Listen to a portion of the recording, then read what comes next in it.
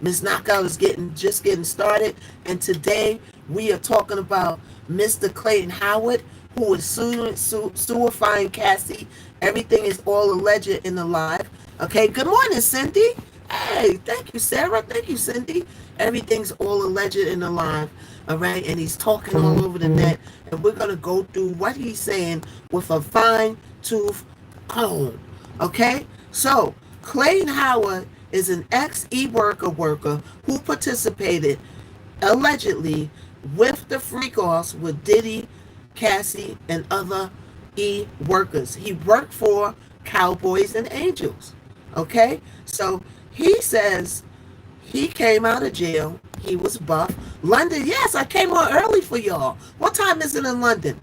What time is it in London, Danny B? I'm coming on early for my people across seas. I know y'all love me. I come on early for my people across seas, all right? And now you can watch the replayification, right? Without my picture on the Y to the U to the what to the tubesy, all right? We don't want to say it. On the Y to the tubesy, all right? You can watch the replay of this, all right? But it doesn't have any picture. We're going to go with just the, just the down cam for now until I get my studio right. So Clayton says that he came out of summer camp, aka jail. He was buff, he was fit, and he met this woman, and he was banging it down, doing a horizontal marble with her. Come to find out, she owned this agency. She worked for this agency, having the male entertainers on Cowboys and Angels. Now, Cowboys and Angels does not say that they sell S. Okay? It's an unsaid things. Now, here's the thing that's pondering my brain. Knowing that Cowboys and Angels was doing this on the low, right? All the way from Australia. Yes, Australia's in the building. Look at my people coming back. I knew my people would come back. I knew y'all. Eventually, everybody's going to come back. Y'all just got to know that I'm here faithfully. Then y'all will come back. All right? So, I don't know why, right? The feds didn't crack down on Cowboys and Angels. Who's wondering the same thing? Cowboys and Angels was all through the case. All through the case. They showed what they did. It showed what they were, a male entertainment site. And it proved with the e-workers on the stand testifying on oath that they were selling S under the table. So why aren't the people going after them? Because the feds go after who they want to go after. And the person that they want is Diddy. They didn't go after KK. They didn't go after D-Rock, right? They didn't go after KK. They didn't go after Cassie. No people testified. Everybody was under immunity. They didn't want them. They just wanted Diddy. You know what I'm saying? So they knew that Diddy was a high-profile person, and they knew that once that video came out of him putting hands and feet on Cassie, that it would destroy his character, and it did destroy his character, right? But why isn't the feds looking into Cowboys and Angels? I don't know where they're based at, but in New York City, right? And some of the clients was from New York City, all right? It is not legal here to sell S in New York City, right? It's only a few places that is legal, maybe Las Vegas. Thank you, Angel. Thank you. Y'all keep the blessifications coming. Rev is here. Welcome, Rev. Las Vegas is illegal, but you got to follow rules in Las Vegas. They have rules. Okay? Hold on, y'all. Something stuck in my water. Is it on the ice? There's something stuck on my ice. Look at that, y'all. I don't know what that was. Right? So, hold on, y'all. Hold on. So, that's just something that pondered my brains. Why didn't the feds go after Cowboys and the Angels? So, he's banging down this woman, right? She runs a site, the Cowboys and Angels site, and she goes, you do it so good. You're so good in bed. Why you need to come work with me? And he said at first, he thought she was kidding. We're going to go over all of that. But then he eventually went to work for her. All right. So so he filed a civil lawsuit against Diddy and Cassie Ventura. Now, they did not let him testify in the case. He hooked up with Tyrone Black. What's the lawyer's name? They call an ambulance chaser, y'all. Is it Tyrone Blackburn? Rev, what's the lawyer's name that kind of lost credibility? He took Little Rod's case too, and he kind of lost credibility because he was no, not Busby, not Busby. It's Tyrone Blackburn or something like that, right? Wait, hold on. Explain his dealings with lawyer. Well, we're gonna get into this. We're gonna get into this because we're gonna go over the transcripts from his interview. Now, the interviews are on YouTube. Are on. We don't want to say it. The Y to the TZ, right? We're not directing people anywhere. TikTok. We're not directing people anywhere. But I'm gonna read the transcripts from the Y to the TZ because I found out how to pull transcripts from Y to the TZ. Okay? And aloha from Hawaii. Hey, boom. Aloha from Hawaii. We got people watching from all over the world. Okay? So,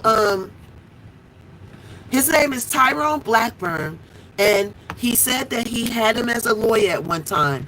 And Tyrone Blackburn wanted to put, or when he found out that he was one of the e-workers that allegedly slept with Diddy and Cassie. Hey, Karen, what's up?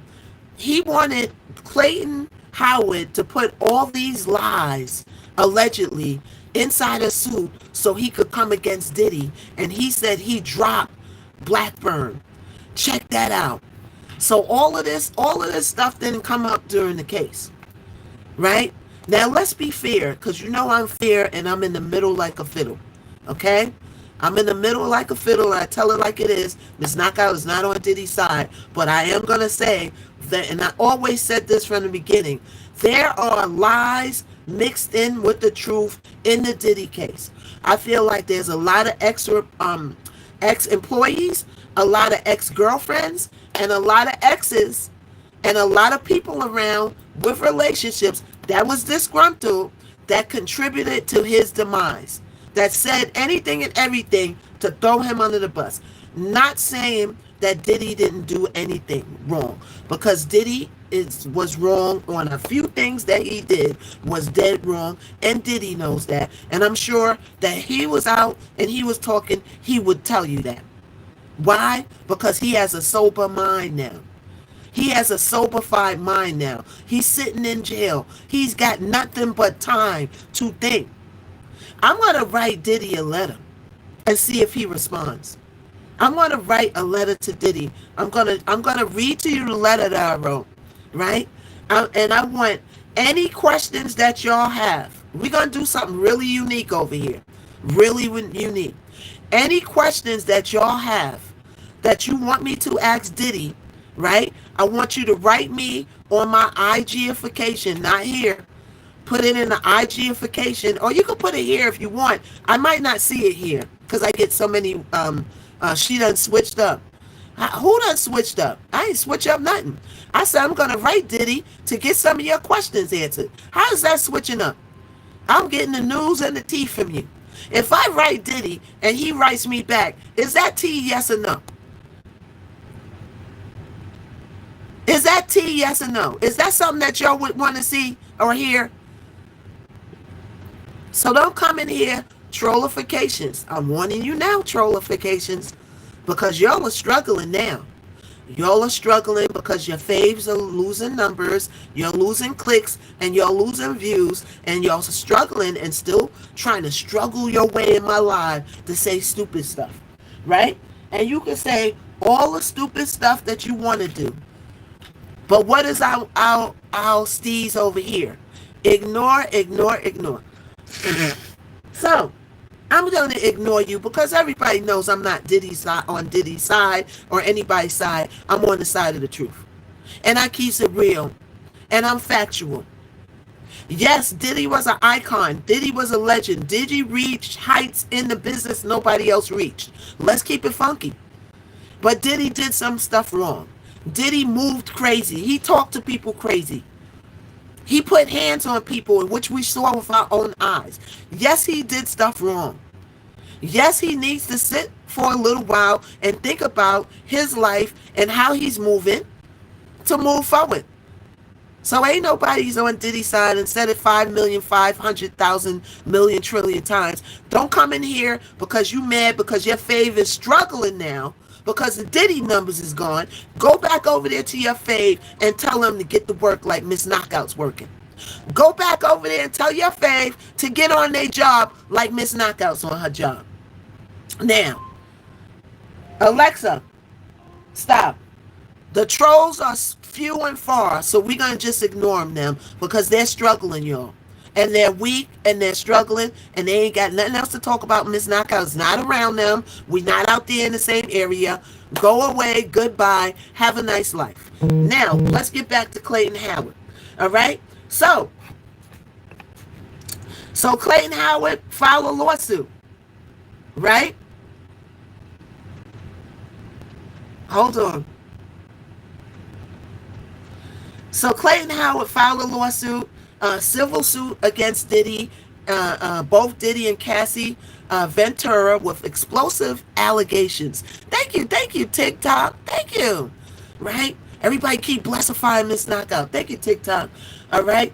S trafficking, coercion, abuse. He claims that he was recruited for these freak to the off events starting in 2009, forced into degrading sexual acts and moved illegally across state lines in these encounters. Okay? So, Mr. Clayton Howard, you said it out your own mouth that you were moved across state lines for these encounters. But you just said that Tyron Blackburn wanted to put lies in your case. So what lies did he want you to put in your case? We're going to see, because we're going to go over the transcript with him talking out his own mouth. We're going to do that in a second. But you just said that line right there, right? Saying that you were moved across state lines. So what is that proving? That's proving the transportation and the trafficking parts of this case, allegedly.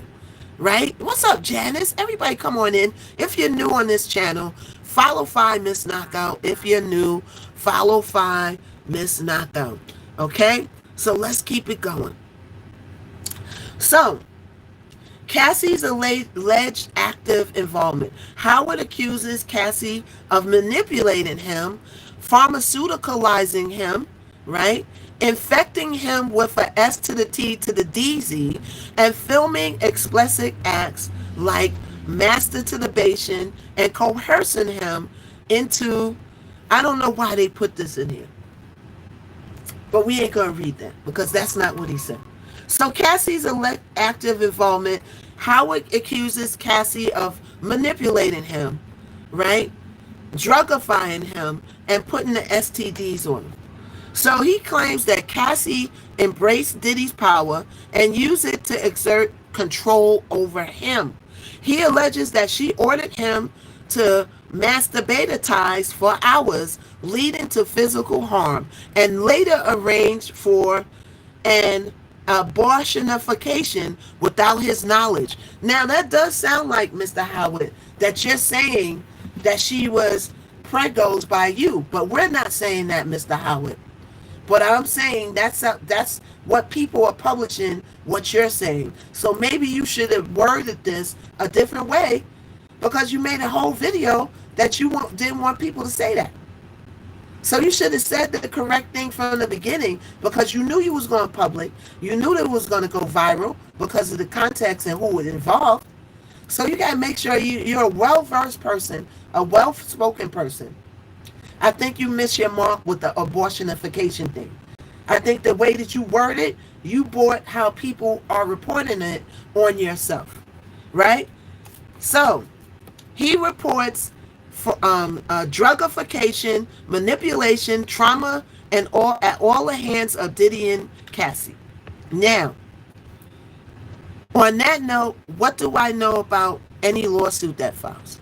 You could sue anybody. You could sue a person because they set a peanut on your backpack and it fell in your lap and hit your knee and then you sprain your knee. You could sue anybody for anything. So if they don't get this case dismissed, he's going to get something. He's going to get something out the pot because he is documented as an S-worker, right? So he alleges that Cassie is, and this is out his own worth, a willing and active participant in his exploitation and throughout the freak-offs. Right? Angel said it's a money grab. Who feels like it's a money grab? What's up, Shearless? Hey, thank you for the club power. Who feels like it's a money grab? Anybody else feel like it's a money grab? What's up, Creative by Lee? So, gender and legal implications. He argues that male victims aren't given the same credibility as victims, suggesting that Cassie and Diddy fled criminal liability for a civil backlash. No, they didn't.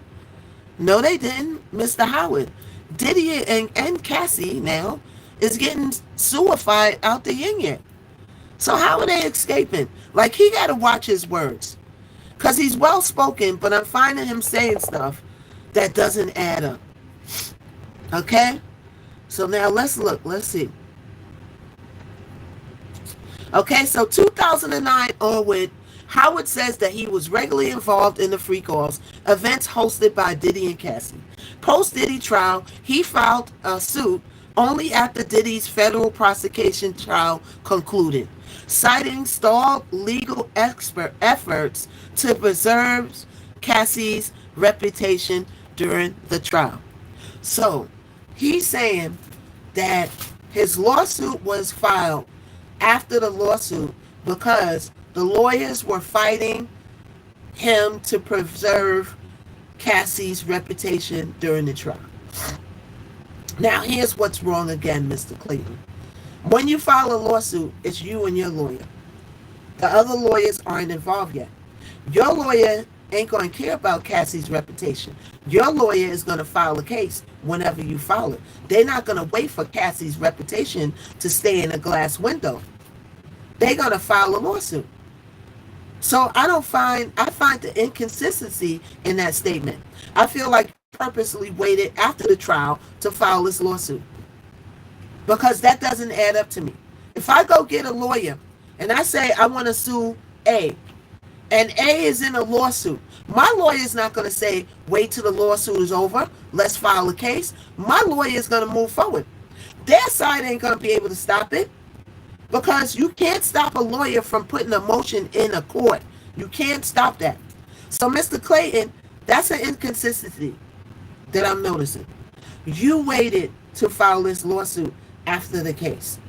And why did you wait till after the case? Because you knew that you were going to get the attention, you were going to get viral, you knew people were looking for stuff to do after the case, to report on after the case, right? So you purposely waited after the case, allegedly, to file this lawsuit. Diddy's lawyers have no power in stopping you from filing a case, right? So, Cassie's role was amplified. Howard isn't targeting just Diddy. He alleges that Cassie was a willing participant and an active participant, and she enjoyed herself doing these escapades. He said that out of his own mouth. So this is one of the reasons why they probably didn't want to bring him on the stand. Did he have a meeting with the GOV? Let's find out. Let's see. Did Clayton Howard meet with prosecutors, and what happened? Why didn't he testify? Now, you had this long-standing escapade with Diddy and Cassie during the freak-offs. Why weren't you included in the case? Because you were saying things like Cassie was a willing participant, and that doesn't fare well with the prosecution. So that's probably why the prosecution did not put him in the case, allegedly, right? But this man, and one thing that he did say that was fair, and I could agree with, that is when you're a man and you're saying that you're a victim of SA or violentification from women, I feel and I agree with him that men are not treated the same. And I just watched a whole crime video channel, and they had a special on girlfriends that beatify their men and got arrested. And I feel like, and I agree with him, that when, because, you know, a man is big, a man is strong. If a man says a woman R-word me, 9 times out of 10, society ain't going to believe them. Because they're going to say, you big, you strong. What she did, hold you down and took it? Nah. But you got some females out here that are crazy too. You got females out here that put hands on dude too. Let's be fair. Nobody should be touching nobody. As a human, keep your hands to yourself. But we know that's not how it goes. So I do agree with you, Mr. Clayton Howard. I wish I could get an interview with you, Clayton. If you watch this video, and I'm being fair, Mr. Clayton, I'm calling stuff out. The only reason why I said that you should word stuff correctly is because I don't want you to get backlash from you not wording it right. Because when I read that about the abortionification, the way you said it, it did seem like she was pregos by you. But you said she wasn't, so I'm not reporting that. Miss Knockout's channel only goes with what I investigate, what I research. Did I read his book? No, I didn't read his book. He got a book? He got a book? We got to pull his book up, Sky. Sky said he got a book. What's the title of his book, y'all? I'm going to look it up. Right? Too late. It's too late to take it back. That's right, Angel. Thank you so much for the hard hands. It's already out there. It's too late to take it back. But going forward, he got to just watch, like, his words, because he's such, like, going viral now. Right? He got a book. Let's see what his book is called. Let's see. What is Clayton Howard's book called? Let's see, y'all. I feel a book reading coming. Right? Who knows who that baby daddy? Right, Devora? Who knows who that baby daddy is, or that baby that was born allegedly? So, what the book say? Clayton released the tell-all book titled Cassie, Victim Over Co-Conspirator, The Story of Dave, which hit the shelves June 17th, 2025. So we're going to pull up the book. We're going to pull up the book because we nosy. So we're going to pull it up. I think I got Amazon books or whatever. Right? So y'all always give me good information. Thank you for the information. Anybody else got some tea, drop it. Okay? So the book is called Cassie, Victim or Co-Conspirator. That's the name of the book. The Story of Days. It hit the shelves June 17th. Clayton's inside account of the freak-off event with Diddy and Cassie, detailing manipulation, abuse, pharmaceutical abuse, alleged coercion, explosive allegations. He claims that Cassie affected him with an S to the T to the D, but he didn't say what that S to the T to the D was. Pressured him into, and here it goes again. This is the words that's coming up on you, Clayton. Miss Knockout is not saying this. I'm just reading the words. This is all alleged. And it also pressured him into an abortionification. Why is this saying this, Clayton? See? That's why you need to really make a video clearing this up, Mr. Clayton. Because they are wording it wrong. Because I know, I watched the other video that you made. I get it. But once you worded it like that, everything went and ran with it. Okay?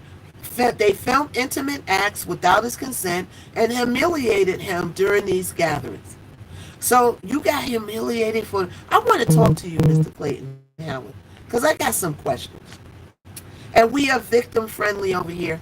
We definitely for victims of SA and any DV abuse. You know, I definitely stand with the victims. All right. Voyeurism. Y'all know what voyeurism, right? That's when couples venture out and they sleep with other people. sleepifying with other people, and the power dynamic.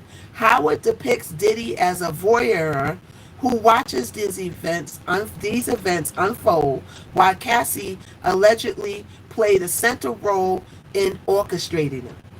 Graphic testimonies that include physical harm and emotional trauma documented through the narrative. So one day, I'm going to find this book, y'all. I'm going to find this book, and when we got time today, we are going to go through this book. We're going to do a story time. Anybody who wants a Clayton Howard story time with the book, put a yes in the comment if you want a Clayton Howard story time with me reading the book, because it's going to be juicy, juicy, juicy. Okay? Angel said he ain't no victim. Who else feels he's a victim? All right, mods. Mods, put a poll, right? Please, please, please, and thank you. Mods, put a poll up right now. Is Clayton Howard a victim? Is he a victim? Now, keep in mind, right? When people might say, well, you was messing with them from 2009 all the way up into 2017 or whatever, right? Why did you do it so long if you were a victim? Money. He was getting paid a heck of a lot for these excursions. He was getting, the book is called Cassie. Yeah, we got the book. I got the book. We're going to read it. And we're going to go over, we're going to do a special live. Thank you so much. Thank you. Well, my eye is hurting a little bit because my contact was in too long, right? So he kept coming back, but I feel like he kept coming back for money. He was getting paid thousands and thousands, right? How are you getting paid if you're a victim? And that's a valid question. That's a valid question. But we can ask the same question to the stripification who goes to work. I know I have friends that were strippers, right? That went to work every day and complained about their job. But they was doing it because they needed the money. They was paying for college. They was paying their rent. And told me all the stuff that they couldn't stand, all the risk about the job, how they was being mistreated, how they was being abused by the men, touchified by the men, right, groped by the men, and they still went to work for 5-6 years. Why? Because they needed the money.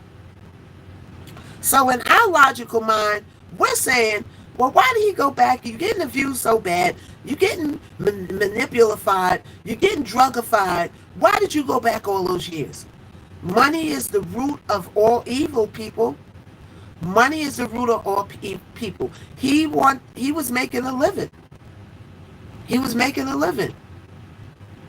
Right? That's why he went back.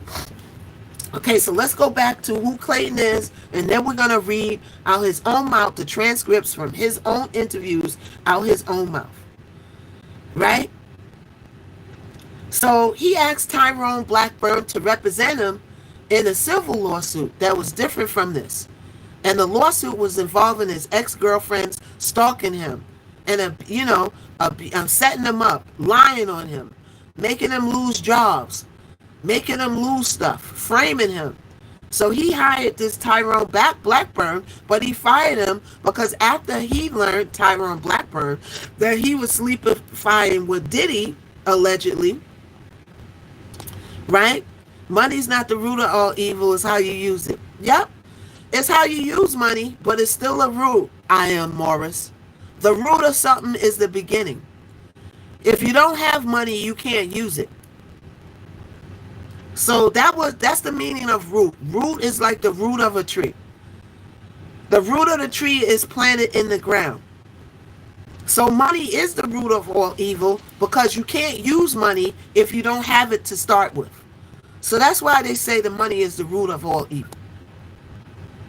But it is how you use the money. But the money is still the root. All right? It's love. It's for the love of money. So Blackburn, when he learned that he was with Diddy and sleepifying with Diddy and having these freak-offs with Diddy, he said, oh, heck no, I want to take that case. Right? And then he said Blackburn wanted to put in all these lies about Diddy. He wanted to include it. He said, "Nah, I'm not going to lie on this man." He said, "I'm not going to." And that's when he dropped Tyrone Blackburn, because he said he didn't want to lie on Diddy. All the lies that he was putting in. Hey, y'all. Hey, y'all. What's up? What's up with y'all? He didn't want to lie on Diddy. He didn't like all the stuff being put out there in the lawsuit. He didn't want to get caught out there, so he dropped him like a hot potato. Right? So he got criticism and backlash. Clayton said that his lawyer wanted the prosecution to win the case, but why? If they won the RICO charges, the government would take Diddy's wealth and make it hard for him to settle the civil cases. Another, so, he met with the prosecutors, did he? Let's see.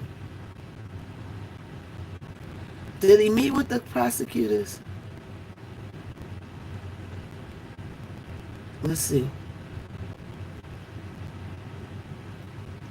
So he did not testify in the Diddy case, and there's no public indication that he formally talked to prosecutors. But if he did talk to the prosecutors, he wouldn't do good on their side, because what he's saying. And he's saying that Cassie is not a victim, that she enjoyed what she was doing, and she was a willing participant. And that wouldn't fare well with the prosecution side, because that's not what they're saying.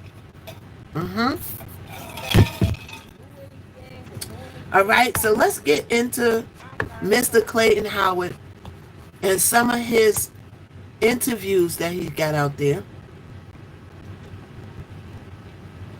Okay, hold on. So let's get to some of these interviews that Clayton Howard got out here. And let's get into it. Everybody come on in. Everybody tell, yeah, he did that. Yeah, that's why they couldn't use him in the case. They knew about him. They knew he existed. But they didn't put him on the stand because what he's saying. Why would they want him on the stand when he's saying out his own mouth that Cassie was a willing participant, that she liked what she was doing, that she orchestrated, that she helped put it together? They don't want nobody on the stand saying that. They want them saying the opposite of that.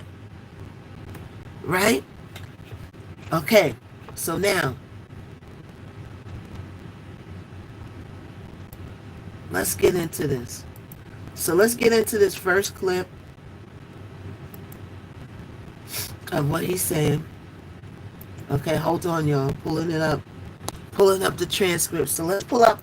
Now, this is out his own mouth. All right? This is out his own mouth, y'all. Okay, hold on.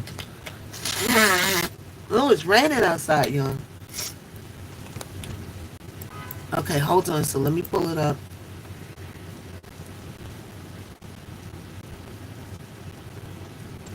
Hold up, y'all.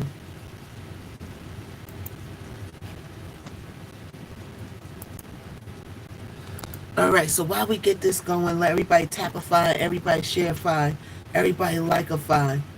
Come on in, come on in, come on in. Okay, let's see.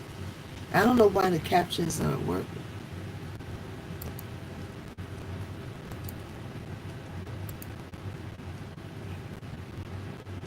Okay, so I don't want to play him.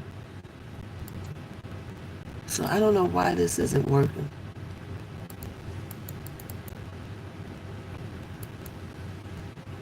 Okay, so it's saying subtitles closed. Why? Okay, hold on, y'all. I'm trying to pull up these subtitles so we could get started. Okay, it's saying subtitles closed. So let's see how we can open it.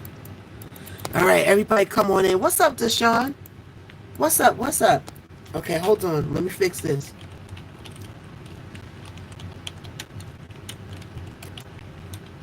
Titles is saying it's closed. Okay, so let's see. So we want to get these subtitles going so we can read the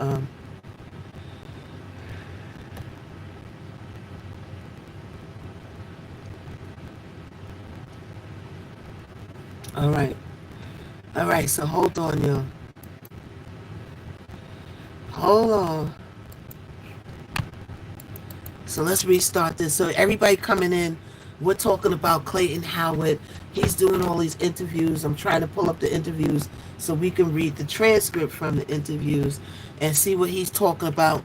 Why he's doing all this talking all around the town and he got a lawsuit, I don't know, but we about to see. All right, my computer's a little slow. So, but we're going to get it popping. Everybody come on in. Everybody tapify. We're almost at 100K. Everybody tapify. Everybody shareify. And everybody come on in. I got to close some of these windows. Hold on, y'all. Hold on. Hold on. So we're talking about Clayton Howard, who filed the lawsuit with Cassie. Everybody come on in. I'm trying to get this transcript to work. All right. We are trying to get this transcript to work. So everybody come on in. Hold on, hold on, hold on. Hold on, y'all. All right, so Clayton Howard is doing a series of are you sick? Why you say am I sick? No, I'm just blowing my nose because my eye is making my nose run because I gotta take my contact out. So I'm not sick. I just gotta take my contact lens out. So yeah, no, I'm not sick. But I do gotta, when I get off here, I do gotta take my car. I gotta say, you the only tea dropper I'll watch. And I'm getting bored, right? You're not getting bored with. Thank you. Thank you so much. Thank you so much. Hopefully everybody will come back. All right, here we go. All right, so let's get started on the tea that Mr. Clayton spit. I finally got my transcript button to work. So we're gonna get started and drop some of this tea with Mr. Clayton Howard. My computer well said the same way. Yeah, thank you, Gina. Thank you. So I gotta close some of these windows up. Sorry, y'all. But I gotta close some of these windows up. Hold on so that this will play. And we're gonna get started. So everybody come on in. All right, so let's close some of these windows up so this can run smoothly. Okay. So they asked him, how do you feel? Wait, hold on, let me slow this up. So everybody that's just joining us, all right, we are talking about Clayton Howard, and this is an actual transcript from an interview he did. Hey, Josh, right? So let's listen, and I'm going to speak it instead of playing it, all right? Because I don't know what he's going to say, but I could control what I'm saying. So they asked him, how does he feel about Diddy beating the charges and beating the RICO charges? Okay? And then he responds. So let's start with that. So how do you feel about him beating the verdict and being found guilty on the Tutushin charges? He said, I think it was 100% accurate. I think the jury did a great job. The way that the prosecution presented their case. They presented the case as a house of lies built on pillars of truth. And if that makes sense, that's how he's saying they presented the case.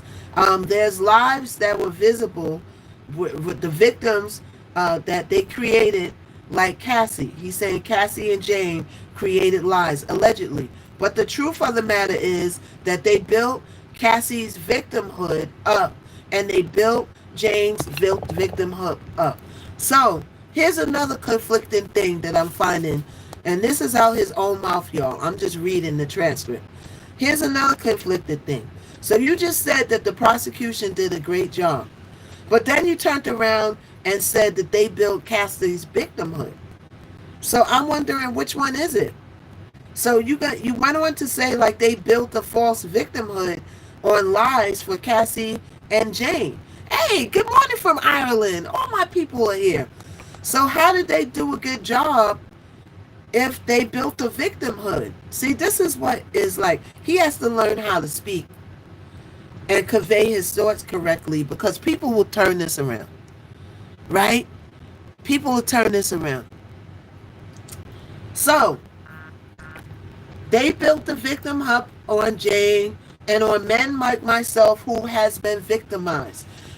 Cassie wasn't sex traffication. Cassie sex trafficked me to LA and Florida, but they're not telling you that. They made her fly me to Los Angeles and Florida, but they're not letting me tell my side of the story, which is that I know Diddy didn't make her traffic me to Florida. This is something she wanted to do for beef. So basically, what they allowed these women to do was, I wanted to say, withdraw their consent and claim that it was forced, and ignore the actual male prostitutions that this RICO case should have been based on. Now, look at what he said there. Who agrees with that? So what he's saying is, I'm reading a transcript of Clayton Howard's interview out of his own mouth. That's what I'm reading.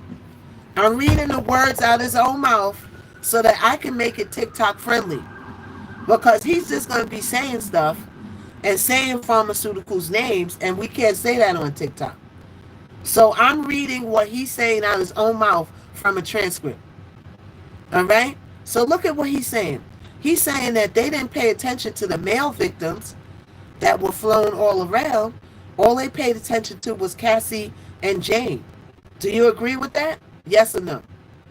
I kind of agree with it, kind of, sort of.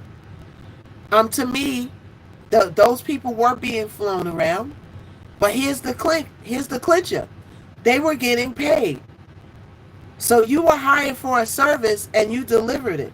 Is that consent? That's a little tricky. That is a little tricky. Hi from North Carolina. Hey, that's a little tricky. Are they victims or not? That's a tricky question right there. Because, sir, they offered you thousands of dollars. You agreed to the thousands of dollars. You went out there. You put the beefcake on Cassie, allegedly, while Diddy watched. And you got paid for it. And now you're saying that you're a victim. Is he a victim? It's tricky. Happy Sunday. Happy Sunday to you. Hey, from Yorkshire, England. England's in the building. See, I came. What time is it in England? What time is it in England? See, I came on early enough so y'all could see me. All right. So hold on.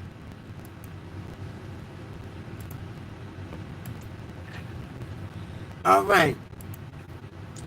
So if you look at the RICO prosecutions and the trafficking prosecutions, it's always against African American pimpification in recent times anyway. They catch black pimpifies if they have call girls, and they clean up the little pharmaceutical head, and whatever they are, they clean them up, they get them in programs, and then they make them look respectable to the jury, and then they put them on the stand against this PIMP. The girls talk about how they got payified for sex, how the dude treated them, beated her, and the pimp gets 100 years in jail. And now look at Diddy's prosecution. This is him saying this. I'm reading his words, y'all. This is Clayton Howard's words.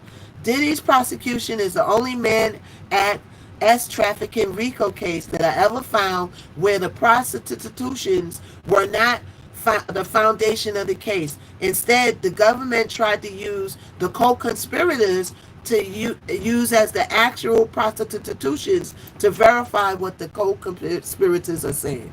Now, that is kind of true. That is kind of true. I can agree with that. In real pimpification case, they use the prostitutions to go against the pimpification.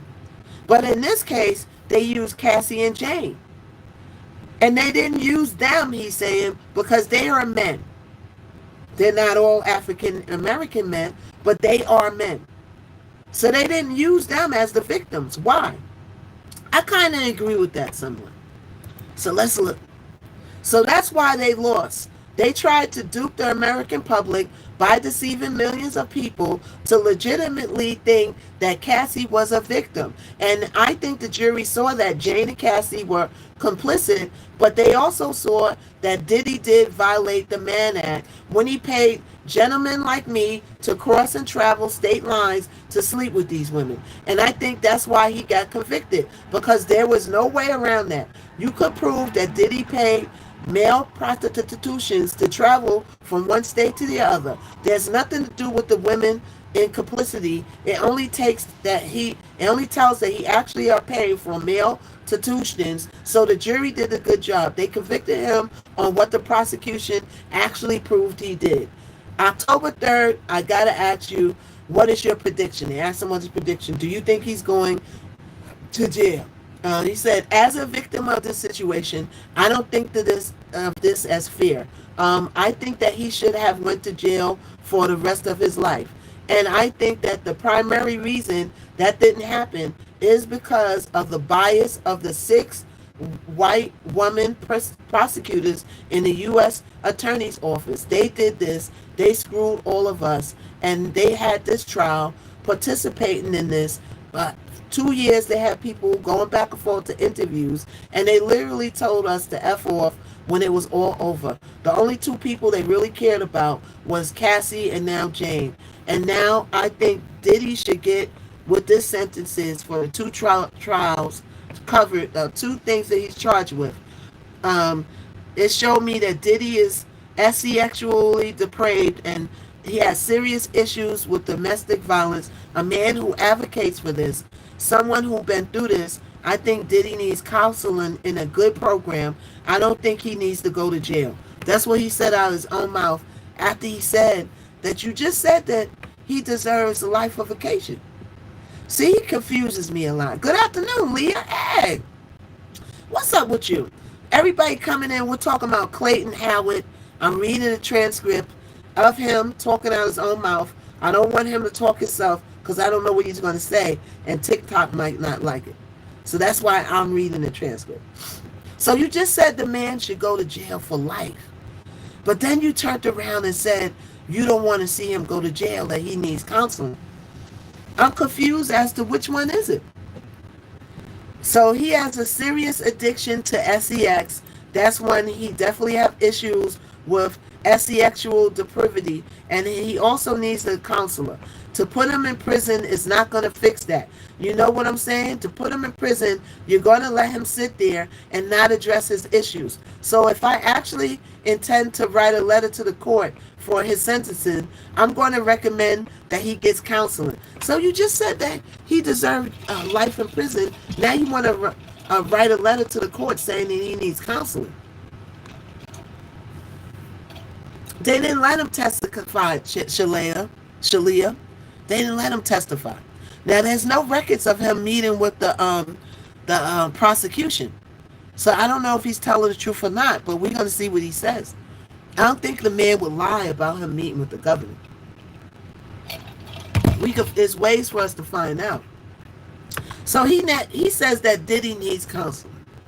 I kind of agree that he does need counseling. He needs a pharmaceutical program. You put him in jail with counseling and a pharmaceutical program, cool. But that man needs therapy and counseling. He does not need to be in jail for the rest of his life because he's sexual depraved and he has anger issues for women. He hasn't unalived anybody. He isn't married to any women, and even the abuse that he did impose, unfortunately, on his women, they did heal from it. They might have not healed internally, but he didn't unalive any of them. So I don't think he should go to jail for 10 years for a conspiracy that the government failed to properly establish. Now, since they did this, the man should get 24 months, some pharmaceutical programs, some domestic violence programs, and some anger management programs, and they should let him fix his life. What I'm going to say is, at least a note, is that if Diddy got out Diddy would never make this daggone mistake again. I think this guy learned his lesson, right? Do y'all think Diddy learned his lesson? Who thinks that Diddy learned his lesson? I really think Diddy learned his lesson. And the reason why I think Diddy learned his lesson is a couple of things, right? And I think that Diddy learned his lesson. Is first thing is because he's sober-fied. He is sober-fied now. He has no pharmaceuticals in the jail. He is sober-fied. So he has a chance to sit and think sober-fied, right? Number one. Right? Number two, to sit in court for 30 days, 30 nights in jail, 30 days in the courtroom, watching your family cry, go through all this abuse, coming in the courtroom, out of the courtroom. If that don't make you learn your lesson, I don't think nothing will. I don't know about being, yeah, well, you know, they say that there's a lot of pharmaceuticals in jail, but that not all the time. You know, you still got to go through stuff to get it. And the reason why I don't think he's doing that, because if you get caught, that might be another charge. Right? Now, remember, Diddy is still a businessman, and he still got a brain in his head, and he still could think like a human. And what I'm saying is, people on pharmaceuticals that's running right now, running wild in the street, they don't think with the same brain as a sober-fied person. That's all I'm saying. So let's go back to Mr. Clayton Howard. Yes, he's definitely not going to make this mistake again. But they said the lawsuit you got against Cassie, break that down. Okay, so the lawsuit itself, okay, I have no intention on litigating this lawsuit against Douglas Whitger. He is an experienced personal injury attorney. I filed the lawsuit myself because I do know how to file a complaint as someone who is trying to become a lawyer. Now, Tyrone Blackburn, again, he helped back my valid allegations for over a year to protect Cassie's credibility. So he's saying that Tyrone Blackburn is the one who helped his case up. And that's probably one of the reasons why he fired Tyrone Blackburn. There'll be other charges filed next year. You think so, Scooby? That's what everybody's saying. So he fired. So Tyrone Blackburn is the one who held up his case, he said. Right? There's a statute of limitation expiring issue coming up, and that's why I actually drafted my own complaint to protect my allegations and to protect my right to sue Diddy and Cassie allegedly when an actual attorney stepped up and sped up the case I'm dealing with now. The lawsuit is not a direct attack on Cassie. It's not trying to diminish her victimhood. Bro, I'm not doing any of that. I'm telling the doggone truth. The truth I told to the U.S. Attorney's Office that they knew. So he's saying that he did go to the U.S. Attorney's Office. So how come I can't find a record of it? I don't know. I don't know how I could find a record of it. I don't know. Right? Hold on, y'all. Hold on. Hold on, y'all. There's one thing I gotta grab. Okay, we're gonna keep going. Everybody keep... Oh! Sorry, y'all. Sorry, y'all. The screen flipped. Everybody keep tapifying. Everybody keep sharifying. Everybody keep tapifying. All right? Hold on for 1 minute. I got to grab something. I'm coming right back. Hold on for 1 second, y'all. I just got to grab one thing. Don't go nowhere. I'm coming right back. Hold on, y'all. They be out here capping. You know what I'm saying?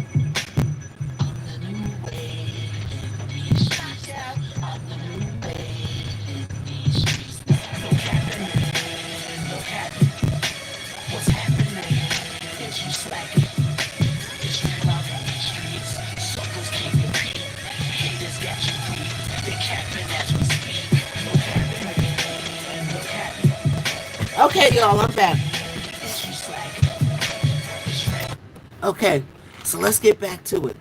So, he filed the lawsuit itself because they opened up that window for the victims, right? Okay, so do you think Diddy has learned his lesson from this? 25% says yes, and the majority of y'all say no. So the public thinks that Diddy didn't learn his lesson. Wow. After all of that, For somebody to not learn their lesson after all of that, that's got to be something. All right. So the same truth I told it to the U.S. Attorney's Office that they knew, right? Cassie's lawyer has been approached for over a year with a demand letter from not only me, but from Tyrone Blackburn, he says. The general public thinks that my lawsuit and these allegations are new. Cassie's lawyers knows that they're not new. Cassie knows that they're not new. Maureen Comey of the U.S. Attorney's Office knows that they're not new. The attorneys of Sean Combs all knew about the allegations of Clayton Howard are true and have been mentioned for the last year and a half. The only major difference is now that the government cannot stop me from speaking out publicly like they were before during the trial. This is why people see me now, because the truth, I'm telling the truth, and people need to know that Cassie lied, allegedly. That's what he said. So he's saying that Cassie lied. And proving that they both was involved with this, they both were guilty. Cassie should not have walked because she lied to federal prosecutors, and they were able to manipulate the public to take down somebody that they hated just because they hated him, because he's done a lot of stuff. That's wrong. So he's talking about Diddy. So he's saying that the prosecutors didn't like him because he did a lot of stuff, right? If you would like to catch support, Miss Knockout. Okay, thank you so much, Leah. Thank you. Right? So, this is from a transcript from Out His Actual Mind. So, the truth, justice, bro. I don't think Cassie should have been able to lie her way out of this situation. I don't really care what anybody thinks. Me Too supporters, the women who don't want to accept the fact that Cassie could have been involved. Cassie has victims. Just because Cassie claims that she was in a situation where she was forced and Diddy was making her do things, it didn't excuse her from victimizing other people like me. Him, Clayton Howard. Nobody told her to force herself on me, period. No one told her to pharmaceuticalize me with E dosage 3 times when she told me to. These are things that she did because she wanted to keep the situation convenient for her. I think Cassie needs to be held accountable. That's my mission. It's justice. I've been denied justice too long. The prosecutors, Tyrone Blackburn, they all work to suppress things against Cassie and deny me from my valid justice. If Cassie could get any justice and lie through her teeth on Diddy, Clayton Howard should get justice if he worked for 2 years and told the U.S. Attorney's Office the truth, and they were able to indict this man off of what I told him. I'm entitled to justice too, and that's what I want. So that's why he's saying he's filing a lawsuit. Cassie mentioned to me that Cassie brought me into this situation. This is not a salacious lawsuit. I didn't just look for Cassie and make a bunch of false allegations. No. Cassie gave the U.S. Attorney's Office my number. Cassie told them stories that wasn't true, and Cassie put me in a position that I would have to otherwise tell the truth or lie on Diddy. And I think she relied on the fact that Diddy had so much money that she figured that I would lie for the money instead of having integrity to tell the truth. And that's where she messed up, because I ain't with it. I'm not lying on nobody, sending them to prison for stuff that they didn't do. This is him talking. Well said, Clayton Howard. That's the interviewer, right? So that's a one clip. Let's go through some more clips, y'all. Let's go through some more clips. All right, so that's what Clayton Howard is saying. We got some more to go to. Then we're going to bring y'all up, and I want to see what y'all think about this, because this is brewing. It is brewing. And I'm telling you, this is not going to look good on Cassie, no matter how you spin it. Yes, I believe she was a victim. Yes, I stand with the victims, but this is not looking good for her as being a victim in the case. This is not looking good. And they have other workers that said, oh, she enjoyed it. Oh, she was with it. Oh, I didn't see her not wanting to do stuff or being made to do stuff. Hey, Kalila, hey, what's up, girl? What's up? I was trying to call you. I was trying to call you, Kalila. I want to talk about your friends and them. You know what I'm talking about. We don't talk online. But I was calling you to talk to you about something. Your friends and them was mean to me, and he was mean to a lot of other people out there. But we'll talk about that later. But he was a meanie, but I went over there because, remember we spoke, but he was a meanie. What's the name for a mean girl? He was a mean guy. You know how you have mean girls? What's the name for a mean guy? You can be a victim and also aggressor as well. Yeah? Mm-hmm. Oh, yeah. I'll get you again. I'm going to try to holler again when I get off the line. I'm going to holler again. But, yeah, he was meanified to a couple of people out there. One of the people he was meanified to just got over the C word, the big C. Mm-hmm. And you could look that up on. But anyway, we won't talk about it. We'll talk about that. Y'all don't know what we're talking about. We're talking about something private. All right. So,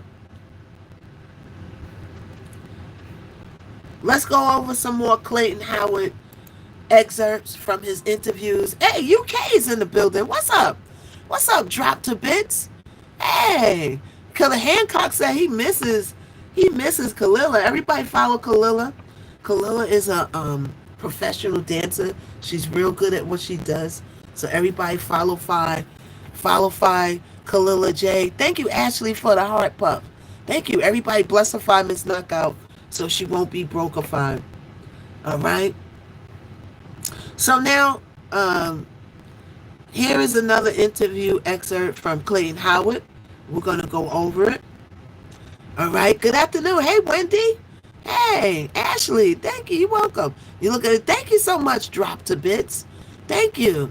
Yeah, everybody follow Kalila. She just dropped a comment. Make sure you follow her. Right? So, now he talks about Cassie. The title says, allegedly, Cassie laughed at Diddy's side. The freak-off worker details Cassie's shocking hygiene habits. So he's spilling some tea. Good morning to you. Hey, my nose is running a little bit, y'all, because I got to take my contact lens out again. Yep. So let's see what he says. Now, this is out of his own mouth. I'm reading the transcript. I have to walk into Walmart for some shopping, but I hope you're still on when I get out. Okay, Little Miss Luxuries. Then you got to get those earbuds so you can listen while you shop. Or hold the phone to your ear, Little Miss. All right? So now, let's start from the beginning. Let's start from the beginning. So the title, once again, is Cassie laughed at Diddy's size, and freak-off worker details Cassie's shocking hygiene habits. So the interviewer goes on to talk to him about Cassie being mad behind his back, right? And he asks him, did you have sex behind Cassie's back, and did Diddy get mad about it? No, I never had sex behind her back or behind his back. She was contacting me behind his back, but for a while, and the S got really good after a while. So, as a woman, as a human being, she wants to connect with the person that's making her feel like this. So we had a lot in common. Her birthday is August 26th. My birthday is August 26th. Oh, so they're the same sign, and they birthday twins. So we learned something else. My daughter started laughing. She said she needs an earbud too, so she can laugh.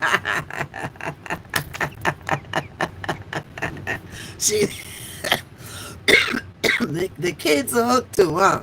Ain't that something? So his birthday is August 26th. Ooh, I'm trying. And his birthday is August 26th, and Cassie's birthday is August 26th. What's up, Nasir? Hey. So they the same Virgo, they're Virgo, the same sign, same birthday. So you know what that means, people? That means that he's a lot alike. He's a lot alike, Cassie. Right? So she's really into astrology. So just us being people who we believe in certain things. Imagine meeting a woman and you having, well, it's the same sign, same birthday, and then one find out you and her are born on the same day. That's something that you're going to be like, wow, is this a coincidence? So I think that's what was really strengthened our relationship. So this is Clayton Howard talking, y'all. All right? Clayton Howard. Yeah, Beyonce is a Virgo. Beyonce is a Virgo. She's a go-getter, honey. Oh, yeah, those are personal. Yeah. So they both got the same birthday. So that means they're both a lot alike. Anybody know anybody that's the same birthday as them? They're a lot alike, right? So that strengthened their relationship that they were born on the same day. So she started to want to know, everybody, I'm reading exact words from the transcript from a Clayton Howard interview that he did. He's talking all over the line. We're pulling these and we're reading them and we're catching the tea as we go along. So everybody tapify, everybody shareify, right? Everybody tapify and everybody shareify. All right, I made my goal a little lower for people. I took my boxing gloves on my favorite giftification, but I listened to you guys, so I made it a little lower one. All right. So they both born on the same day, so they said they bonded over that. She wanted to contact me to tell me how great the S was and ask me for P pictures, and then asked me what I was doing during the day. And this actually went on for about 6 to 8 months until I saw Diddy and her maybe 6 to 8 months into this, right? And then I walked into the suit, and the first thing he does is that he presses me and walks up to me in my face like, yo, man, why you texting my girl behind my back, right? So he said when Diddy first met him, he walks up to him and says, why you texting my girl behind my back? Oh, let's put the background on, y'all. Everybody come on in. If you're new to my page, make sure you follow me, y'all. Make sure you follow me.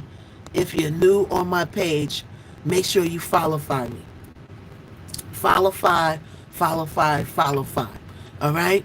So, Diddy walks up to Clayton Howard, right? Everybody come on in. We're reading word for word, bar for bar, transcript from Clayton Howard's interview, and they're all over the place, y'all. All over the place, right?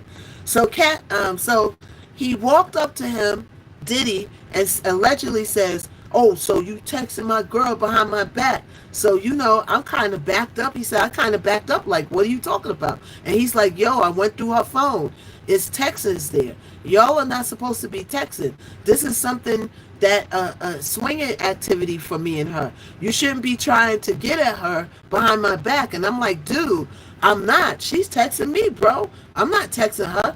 And if you got a problem with me texting her, I won't answer no more. So he said, if you got a problem with me texting Cassie, I won't ask you no more. Right? I won't do it no more, and I won't answer her texts. No problem. LA Lisa's in the building. Everybody get your daily team heartification. Everybody get your daily team heartification, y'all. Get your daily team heartification. Diddy, he's getting counseling in jail. He is. They have a lot of programs in here. I'm sure you can get him. All right, so we're talking about Clayton Howard. We're talking about his accounts of what happened with him. Did he know he was not in the case? We see why as we're reading this. He would not be no help to the prosecution. He would have actually helped, the defense if he would have testified. Because he's saying that Cassie enjoyed what she was doing. She orchestrated it. She was very much into it. She's the one who called him, did everything. So that wouldn't help the case. So no, he didn't appear. All right. So he said, if you got a problem with me texting her. So Cassie stopped in and she admitted that she was texting me. And then she claimed that she told him that she was texting me to build up the desire for the fantasies for the next time we saw each other. But Diddy wasn't trying to hear that. He said, listen, dude, don't answer my girl if she texts you. You don't text him again. And so he basically put us both on notice not to contact each other without him. Now, here's the thing. She actually did keep contacting me after that, but I stopped answering because I believed it was a trap. I thought she was trying to set me up to see if I would answer her again, despite the fact that he told me not to. So I just stopped answering her back. And you said, the interviewer says, she'll okay, so now the interviewer goes and says, you said that Cassie would disrespect Diddy when it came to his peace size, right? Not directly, he says, but inadvertently, yes. She would laugh at them, at him, and when she and I had she would smirk at him. Let's just say she had an encounter and he tried to get on top of her after that. And you know, the comparison of the two side by side, it was noticeably different. So he's saying the comparison of him and Diddy allegedly side by side was noticeably different, and she would smirk at that, right? So at different times he would see that she would catch her smirking and laughing and stuff like that, and he asked her like, yo, what's so funny? And she didn't give him an answer, so he'll kick her or he'll push her. And that's really where the DV came from. The DV came from the fact that she would emasculate him, and she would do things to let him know that he had a small p, and that she wasn't really trying to hear what he was saying. And Diddy is very arrogant, petty dude, and he was not trying to hear that. He was super competitive. He believed he's supposed to be in control. So this woman was trying to embarrass him in front of me was a no-no. And that's why he used to hit her, allegedly. Speaking of the competitive, he used to compete with you, right? Yeah, so that's what the interviewer said. And then he says, yeah, every time, you know, like, let's just say me and her would go, and then with our encounters, and even though I had kind of had to go in and say, like, she would be trying to pretend like I'm not significant as he really was. And so Diddy would watch her, and I have S, and you know, it was hot, and him sitting there, how could I put this? Okay, I gotta switch it around for TikTok. He would be sitting there, up to the sky, you know, the plane goes high, off a Molly Ringwald, and kata to the mean, or whatever he was, you know, he was taking at the moment, and he would, hold on. And then if I had S with her, he wanted to do the same thing, but he's not realizing that the P size is going to make a major difference when you try to do certain things. So he jumps on top of her and he starts ramming her, and I've been on a dude, and it's not the same thing, and you can see that. And she would emasculate him. She definitely would. And so he's basically saying, allegedly, that the diddler's P size didn't measure up to him, and she would like make little side, you know, jokes and smirks about this, right? And so they asked that if Cassie would ask him to, you know, do a PPPPP on her, right? So she asked me to PPP on her about a year ago, and I'm like, oh, wow. And every time I saw her, she would beg me to PPP on her and tell me how she likes it. And she likes it to trickle down her chest.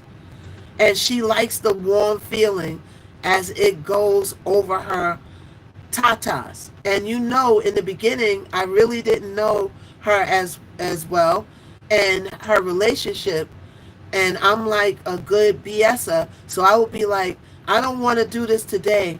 I can PPP because I have a shy bladder. And you gotta, so he BS'd her. He said, oh, I'll do it later because he ain't got a PPP right now.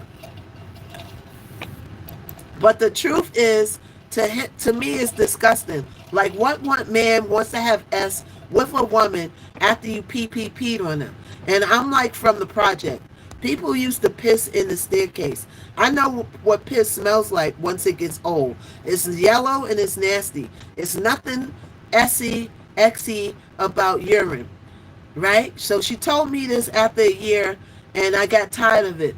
Yo, why do you keep asking me to PPP on you? Do you really like that? This is what he asked her, right? So she breaks it down to me again, how she likes the warm PPP on her chest and flowing down all over her chest and her N words, like she's really descriptive to the extent where I could tell that she was really into this. But I remember I looked at it and I said, yo, check this out. If you want me to PPP on you, we're not going to have SS because that does not turn me on. It's nasty. Honestly, I would never sleep with a woman who wanted me to PPP on her. It's freaky and it's disgusting. So if you want me to have S, fine. We're not going to PPP and have S. And then she said, damn, you already had to say, that's all you had to say, cuz I definitely want to have S. So now Diddy comes in the room and he asks her, what are we talking about? And then she says, oh, he doesn't want me to PPP on him because it turns him off. And and then they say, did he ask you how you feel about it? And then she said, he asked Cassie, how does she feel about it? And she says, I want to have S with him. He doesn't want to pee on me. And they never asked me again. I couldn't see her honestly liking PPP on her. I couldn't grasp the concept in my head. So it wasn't something I could do. I never did it to her, never called her, never verbally abusify her during S. Diddy would ask me to call her, B, he would call her B and H's, and was never, he said, I never seen abuses like choking her or anything, never spit on her mouth like she asked me to spit in her mouth, never PPP. I just want to say my approach with her was more of a softer love makeification type of approach, and I think that's why she liked her, because I was delicate with her. She would ask to PP. She would ask him to PPP on him, then get in the shower, and then he said that that's nasty work. And we were having S for days, and so he said that she was having S with him for days, right? And she would be up for days without taking a shower, and she's not doing none of that. Okay, wait, let's go back. So he said, right? This is the hygiene part. Allegedly, we will be up having S for days, and I am dumping it up on her, bro.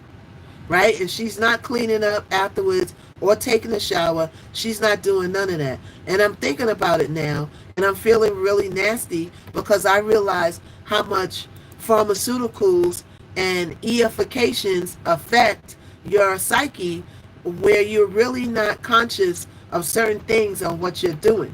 But those F-offs used to be kind of nasty, because days I would be coming flying in Cassie, and she wouldn't even watch. She would just be walking around the room like it was regular. And Cassie, she was the one that was collecting your, so they're asking him, right? Listen to this, y'all. They're asking him, did Cassie collect his spermification? Let's see what he says. So that started in the beginning. And also, bro, I remember specifically, the first time it happened, I was using, what's the C word? I gotta say the C word. I gotta change it around. that I was using condemnifications with Cassie when they started asking me for semination. So I remember she asked me. So they're asking him for his man. I just got, yes, I'm reading the transcripts from Clayton Howard's interview, and I'm reading it because I don't want him to say something that's going to get TikTok panties in a bunch. Okay, he never says what he has, Denise. He only refers to it as S to the T to the D's. So he never says what he has. So I'm reading the transcript out of his words, out of his mouth, from the interviews that he's doing, because I don't want to let him fly off by himself, because I don't know. He's talking about a lot of pharmaceuticals, a lot of man juice, and a lot of things he's saying that's not TikTok friendly. So that's why I'm reading it. All right. So then he says that they started asking for his spermification. So I remember when she first asked me for it. When you're finished, you think you could come in a cup. And I was like, why? And she says, oh, I like to play with it. I like to drink it. And he likes to see me do things with it. So I actually thought she was playing. I didn't think she was serious. But as we were having and we evolved in an encounter, it was getting longer and longer. She kept asking me, are you going to do it in a cup? Are you going to give it to me? And I was like, oh my God, she's really serious. She wants me to do this in a cup. Right? Thank you for the bless. Come on, y'all. Y'all getting a lot of tea. Everybody blessify Miss Knockout so she won't get brokified. Shout out to my beautiful mods in here on a beautiful Sunday. We're getting the lows. I told you Miss Knockout going to keep the tea coming. I don't know about what these other people doing, and nor is it none of my business. But in Miss Knockout's land, you going to catch some tea. You're going to catch some fun, and you're going to catch some entertainment. Thank you, E-Nice. Thank you, Oldies Forever. Everybody blessify Miss Knockout to keep the good tea coming and keep me coming here bringing you all the good tea. So he was like, oh my God, she's really serious. She wants me to do this. So she asked me so much. I remember it started bothering me. And I was like, yo, you really want me to give it to you? Like I said, I can't do that. And I was like, why? You want my DMA? I'm not really comfortable with that. And I'll be honest, they offered me like $2,000 to for him to see me do it in a cup. So bro, I gave it to him, right? I was really a no-brainer because he needed the money. It's all going back. So they asked for him to do the man milk in the cup. And when he finally did it was when they paid him to $2,000. Once again, money is the root of all evil. It'll make you do some things. So he offered him $2,000 and all of his morals went out the building. Oh, you're using it for DNA. Oh, you're using it for that. Oh, you're going to clone me. All of that went out the window with a mere $2,000. Now, let me ask you, right? Hey, Beverly. Hey, what's up? Thank you. Love you right back. That's really cheap. You think he should have got more? Right? What would have been your price to put it in a cup? If somebody asked you to put your stuff in a cup right now, all the men out there, would it be $2,000, $5,000? Would you do it for $1 million? I think for $1 million, anybody would do it. You can have those babies, right? Suppose they birthing babies with you got your spermification running all around. You don't even know where your babies is at. Everybody's saying $1 million. $1 million is the magic number. $1 million is a magic number, okay? 115,000. Cornita says $15 for $1 million. Hey, it's raining coins. Wow. I never seen that before. Thank you. Thank you so much for the coinification, for the gold mine, Denise. Thank you so much for the gold mine. You deserve a follow back, Denise. Yeah. So he did it for $2,000. Everybody, thank you for the blessifications. Mary J, Mags, thank you. Right? So you want 2 stacks? Okay, hold on. Yoink it out, gave it to him. Here you go, he says. I want to say comfortably for maybe a year and a half, they were paying me to collect semenification. Cassie would collect it in a wine glass, a shot glass, a whiskeyfication glass, whatever glass he had available.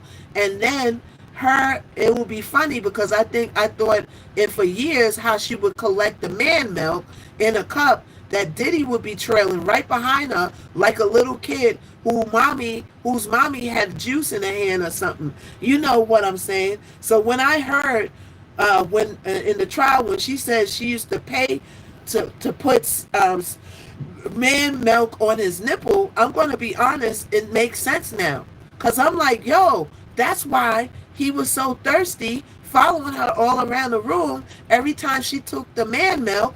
The semenification was for him. It wasn't for her, allegedly. So that I was definitely believed because every time she used to take my man milk, I swear to you, bro, Diddy would be behind her like a little kid in a room as quick as he could, closing the door.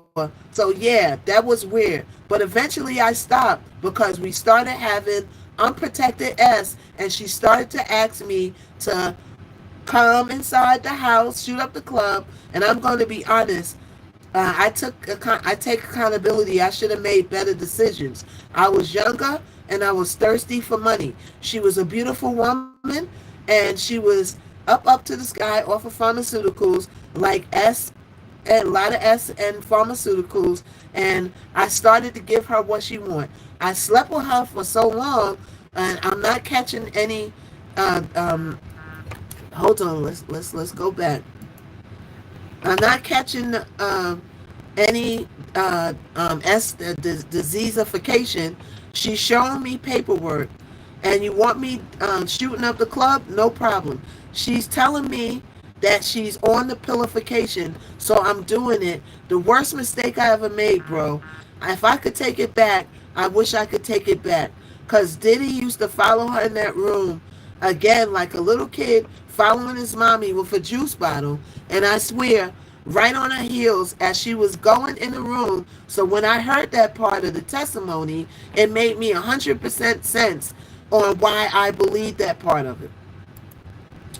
Wow.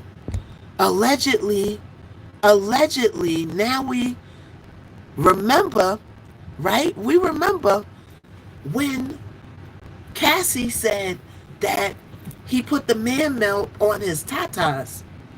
So he's saying, Clayton Howard is saying that it makes sense to him now. Because when he would give them the man milk, Diddy would run behind her like a little kid. And then shut the door. Right? All right, so let's go. So this, it's little clips. It's clips, y'all. It's clips. Okay, it is clips. Okay, so let's go through some more. Let's go through some more. So this clip says, and I'm going to read what they say. I'm not saying none of this, and everything's all alleged, but I'm going to read the title like they wrote it on one of his interviews. Right? Now here, look at the title. And remember what I said earlier about him wording his words carefully. Thank you for the hot dog, Megs. Cassie got pregnant with my baby. Freak off worker says Cassie and Diddy said I was the best she had. Okay, so why did they word it like that? We don't know, but we're going to find out. Thank you for the little doggy. Thank you. All right, so let's go into this next.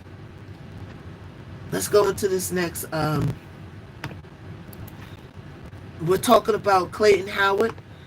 I'm reading the transcripts myself. It's his words out of his own mouth. Everybody that's just joining me, this is what we're doing. This is the tea for today. All right. And everybody that's new, follow me, everybody tapify. We almost at 200K. Everybody tapify. Hey, everybody coming in. Good afternoon, everybody coming in. All right. Everybody shareify. Everybody tapify. Okay. So then the interviewer starts off the interview by saying, She was pregnant. Everything's all alleged in Miss Knockout's Live. She was pregnant by you, right? He says, I believe it was. We were just, I don't think she was indeed intended to get pregnant. No woman accidentally gets pregnant, intends to get pregnant. We went a little bit too far. This one account, so you told the bloggers not to put that you got, Cassie got a abortification from you. But here you are explaining to the interviewer, I'm frozen? Am I frozen? Am I frozen, everybody, or not? If I'm frozen for you, go out and come back in. Thank you, Denise. Thank you. If I'm frozen for you, go out and come back in. Everybody says I'm not frozen. So here you are talking to the interviewer about how Cassie might have been pregos from you. But you made a whole video telling people that if you say that I said I was she had an abortionification by me, that I'm gonna come see you. Like, dude, you confusing me all the way around. So this is out his own mouth, y'all. Out his own mouth. So the one encounter in New York City in the Gramercy Park Hotel, which was crazy. I can't even remember where I got her pregnant at. At the time, I was on parole. So, sir, you said out of your mouth. You said, let me see what date this is, y'all. Let me see what date this is. This is 5 days ago, sir. 5 days ago. And you made a whole video of people saying that if people said that Cassie got an abortification from you, that you was going to come see him for slander. And here you are out your own mouth saying that she got pregos from you, dude. So now questions are running through my mind about your credibility. What's up with your credibility? Because I'm going to pull up the video with him saying that you better not be saying that she had an abortion from me, because that's not what I said, right? So I was checking in parole. This is how we're talking. Every 2 weeks. Remember, I was saying, but I'm still out there in the streets. But I'm getting money from them. So, my lifestyle didn't actually fit my income. So he's on parole. Remember, he was in jail. He's on parole. His parole officer, my eye is watering, y'all, because I need to take my lens out. So the parole officer, he's going to see every month. He's getting money from Diddy, right? Thousands of dollars at the time, from Diddy, from Cassie, right? He's going to parole, and his lifestyle isn't fitting his pockets. I'm late. We're talking about, hold on, y'all. We're talking about Clayton Howard, who's suing Cassie. We are going through the transcripts of the interviews he said out of his own mouth. We're dropping a lot of tea out here. A lot of tea. All right? I'm going to have it so you can play. I'm going to put clips. I'm going to start putting a lot of clips up from the trial and from my streams too, so that y'all can watch it back. All right? So he's suing her for $20 million, allegedly, in a civil case. And he's doing just a slew of interviews, a lot of them. Now, who has a case and talks this much? You know anybody? Because I don't. I don't know nobody who has a lawsuit that talks too much. I got friends that got lawsuits right now, and their lawyers is telling them, stay offline. Don't talk online. Don't stream online. Stop talking. Don't talk to your friends. That's what the lawyers tell you. This dude is all over the net. And don't you know that they can pull these interviews, even if this guy erases these interviews right now, the GOV can pull it up. Denise said, I hope he wins his suit. Yep, that's more money. That's more money that Diddy got to pay. I think he's been paid to discredit. Well, he's actually an e-worker. He's telling his story. Now, if he's telling the truth about everything, I don't know. But I'm just delivering the facts that he's spitting out his mouth. And we're just going to make an assessment. They didn't let him talk in court. Because I see why they didn't let him talk to court. Because he keeps saying stuff like, Cassie's not a victim. Cassie was with it. Cassie enjoyed it. Cassie helped put stuff together. Thank you for the fruit, strawberry. Thank you. Right? So with him saying like that, stuff like that, the prosecution ain't going to let him on the case. I think he wants people to know his truth behind his head. Yeah. Yeah. Now, I think he was a real S worker. I think he had real encounters with Diddy. I think some of the stuff he's telling is true. But what he's lying about, I don't know what he's lying about. But what I do know is everything in the dark comes to the light. All right? Everything in the dark comes in. He also said that one night Cassie nearly had an odd and none of them called an ambulance. Oh, yeah, he did. He did. We're going to pull that up. He did say, thank you for that reminder, because I did watch that. He did say that Cassie owed to the deed off the pharmaceuticals, and that Diddy allegedly didn't let her call an ambulance. And if you watched the trial and kept up with the trial, you would know that Diddy was not privy to calling ambulances, getting people stitches, and all of that. No, all that got to be done in-house. Why? Because he's a big celebrity and he didn't want stuff to get out. Right? So you know so this is him talking again. Okay, we're going to go to Clayton Howard talking.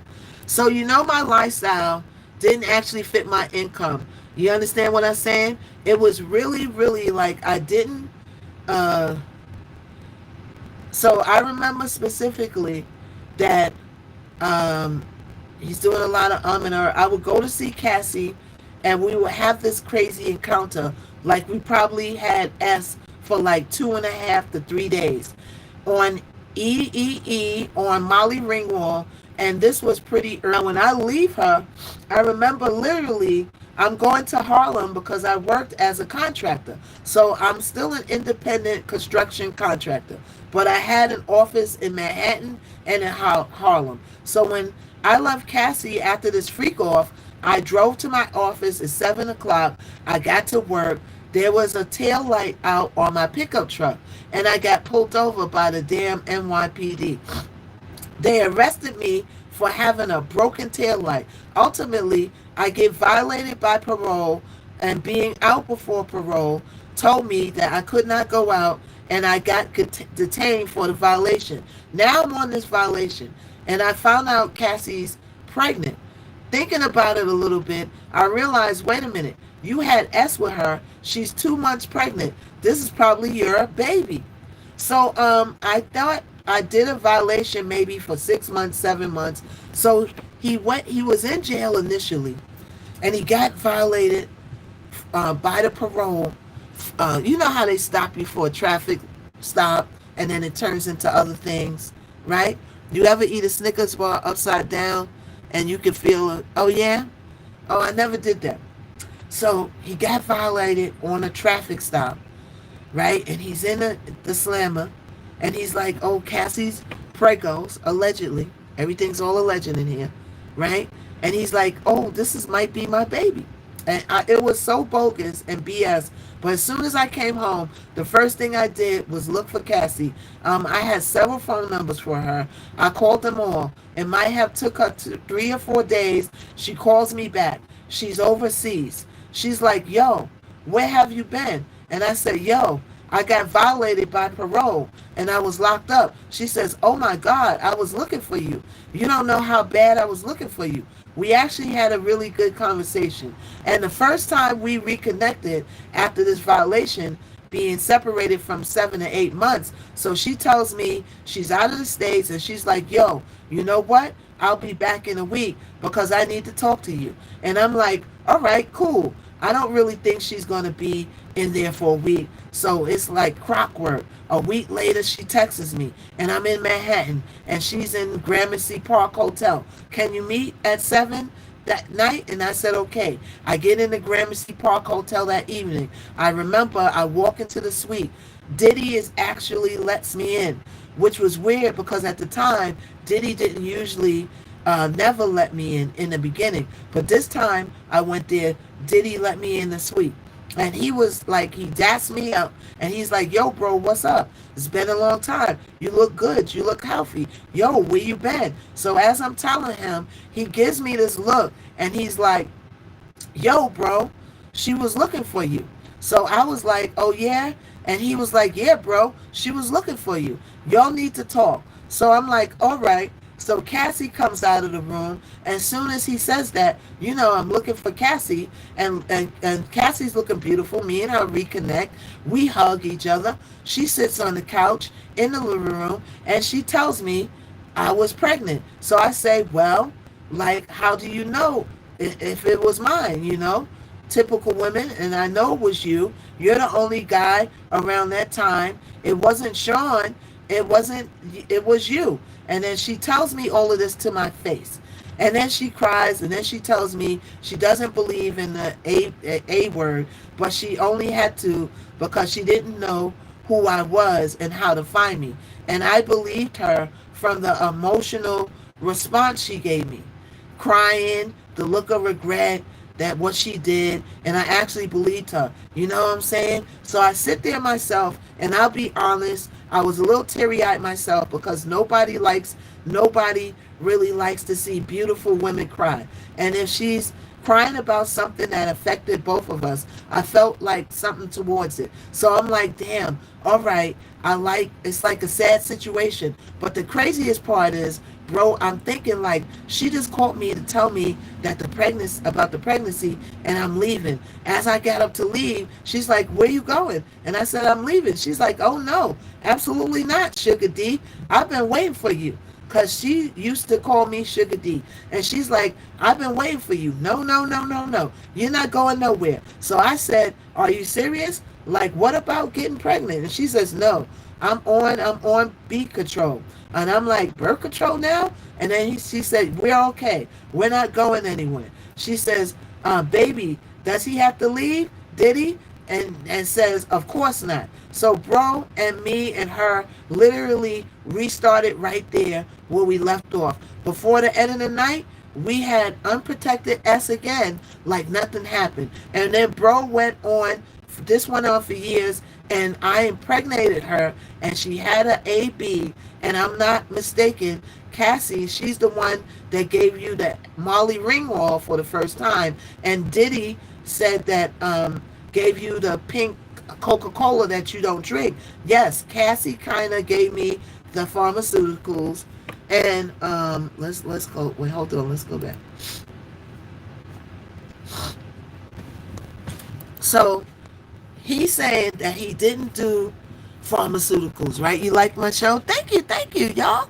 Everybody likes the show. See, we back up to 300 today, right? So we're going to keep building up till we get our numbers back. Don't worry, everybody's going to come back. They just got to know that I'm online to catch me. You know, because everybody's living different lives and different schedules. But everybody's coming back. So everybody that's coming in, we are talking about Clayton Howard. All right, he's filing a suit against Cassie. He's talking all over the land, and I'm pulling the transcripts. I'm reading them, and I'm giving y'all the tea out of his mouth. So we going inside once again, inside the bedroom of Cassification and Diddy. All right. So he said that he was into fitness. He was into working out. When he was in jail, he didn't do pharmaceuticals. But he said a couple of times they gave him pharmaceuticals, and now he's talking about those times. So let's start. So he's the one who gave you the P Coca-Cola, right? Yes. So Cassie kind of rugged me, and I told you about this earlier. Cassie gave me pharmaceuticals, but Diddy rugging me was that Tucci stuff. I believe it was the Tucci now, because the funny part is, so when he says the Tucci, he's talking about the pink Coca-Cola that you didn't drink. Where'd you send messages at? Where you sent messages at? Hey, Dave, where'd you send messages? I didn't see it. Well, I'd like to know. Could you let me know about New York, please? New York is exciting. There's a lot of stuff to do. Anybody possibly able to bless me with okay. Yes, there's a lot of stuff to do in New York. Today they're actually having ice cream day today. So I might go out and get some free ice cream later. I'll take y'all with me if I go. Okay? Even though I don't need any more. Oh, here comes Funny Mike want to battle. No, Funny Mike, because you're a cheater. Okay? You're a cheaterification, Funny Mike. You sit there with your phone, right? We're going to go and we're going to plan it, though. One day we all going to plan it, and we're going to go and we're going to line with Funny Mike, and we're going to whipify his assification. If you want to do it now and rechargeification so we can get him, let me know. Because he's a cheater, and I don't want to battle you, Funny Mike. No. But if y'all say y'all are ready, then we're going to get him and teach him a nice lesson for messing with Miss Knockout's community. Because we ain't nothing to play with, like the Wu-Tang Clan. All right? So, let's get back to it. We ready? We ready? Should I take him? No, wait till there's more here. Okay, we'll wait till there's more here, Tracy says. Okay? So he's talking about how Diddy gave him the pink tutuchi and the Molly Ringwald. All right.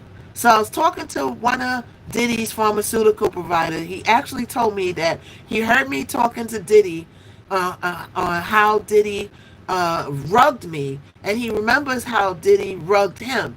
And Diddy did this to a lot of people allegedly. Like there's real male prostitutions. It wasn't Jane and Cassie. It was male prostitutioners who Cassie, Jane, and Diddy manipulated and rugified into these situations. Because all we have is the same story. I'm pretty much sure you could agree that everybody you interviewed, we pretty much all got the same story. And that is true. They all kind of do tell the same story in different ways. Thank you, Leah. They do kind of tell different stories in different ways.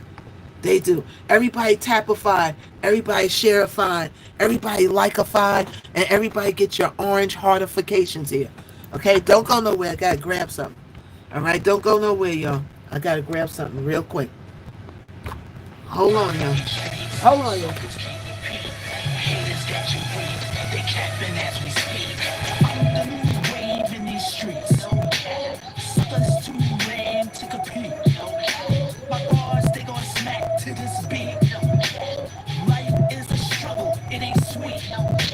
Strangers are fans, haters are people you know. People are phony, always get to the dough. Play me, play yourself, just so you know. Can't tell the difference between a friend and a foe. All right, y'all. I'm back.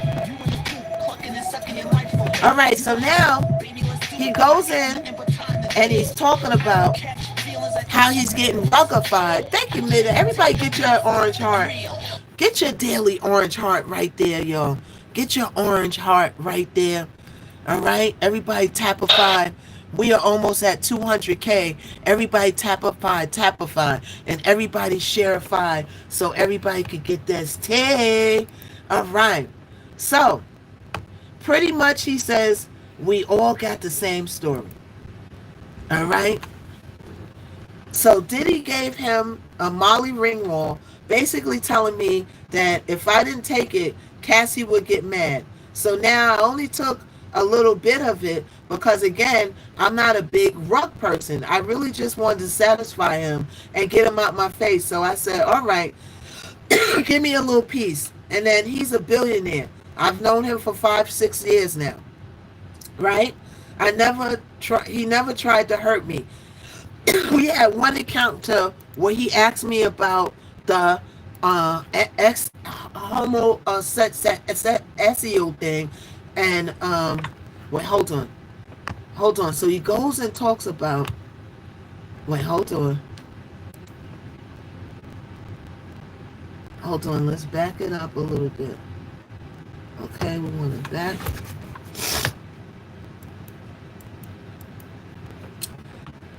Okay, so he goes and he's talking about the rugification, right? So Diddy told him if he didn't take it, Cassie would be mad. So now I took a little bit of it. I'm not a big rug person. I just really wanted to satisfy him so he could get out of my face. So I said, all right, give me a little piece. And it's Diddy. He's a millionaire, billionaire. And I know him for 5, 6 years now. And I said to myself, he's never going to hurt me.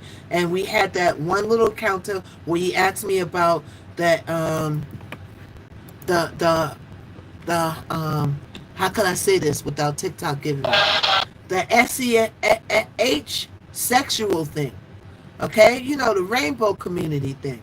But he paid me $5,000 and I never did it. So he's saying that he asked him about the HOMO SEO thing. He paid him $5,000, but he never did it. Okay, so he's not clear right there what he's talking about. Allegedly, did he ask him to do some HEXual thing and he never did it and took the money? To take the M word. I really had no reason to trust him. And I'm like, I took this substance, bro, right? I didn't even think it took 30 minutes. And this thing rocked me, bro. Yo, it rocked me. I remember I was hot. I was sweating.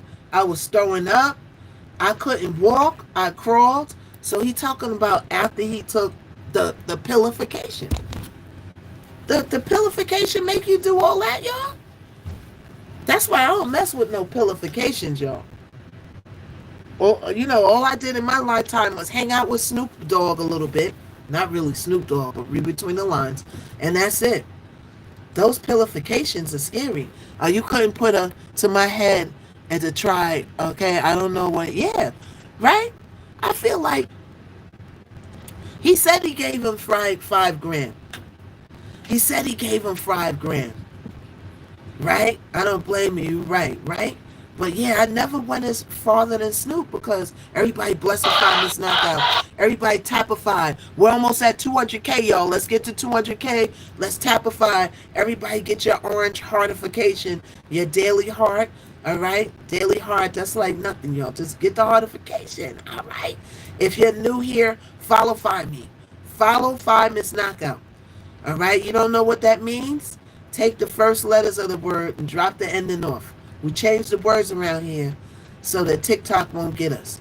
All right? Follow missknockout. Right? So he said he was sweating. He was throwing up. He was couldn't walk. He crawled. And I crawled across a 5-star hotel room to the bathroom to throw up in the toilet. I was so weak. And this might have went on for maybe 30 minutes. And I just threw up everything I had inside of me. Even the water, even the liquid, everything came out. And I finally got up and I managed to regain my strength. And I go back to the living room and I'm still sweating profusely. Right? I just joined. Who are you talking about? So everybody come on in. We are going over the transcripts from an actual interview from Clayton Howard, who is suing Cassie. So we getting some major tea in here, everybody that's joining. So make sure you shareify the live.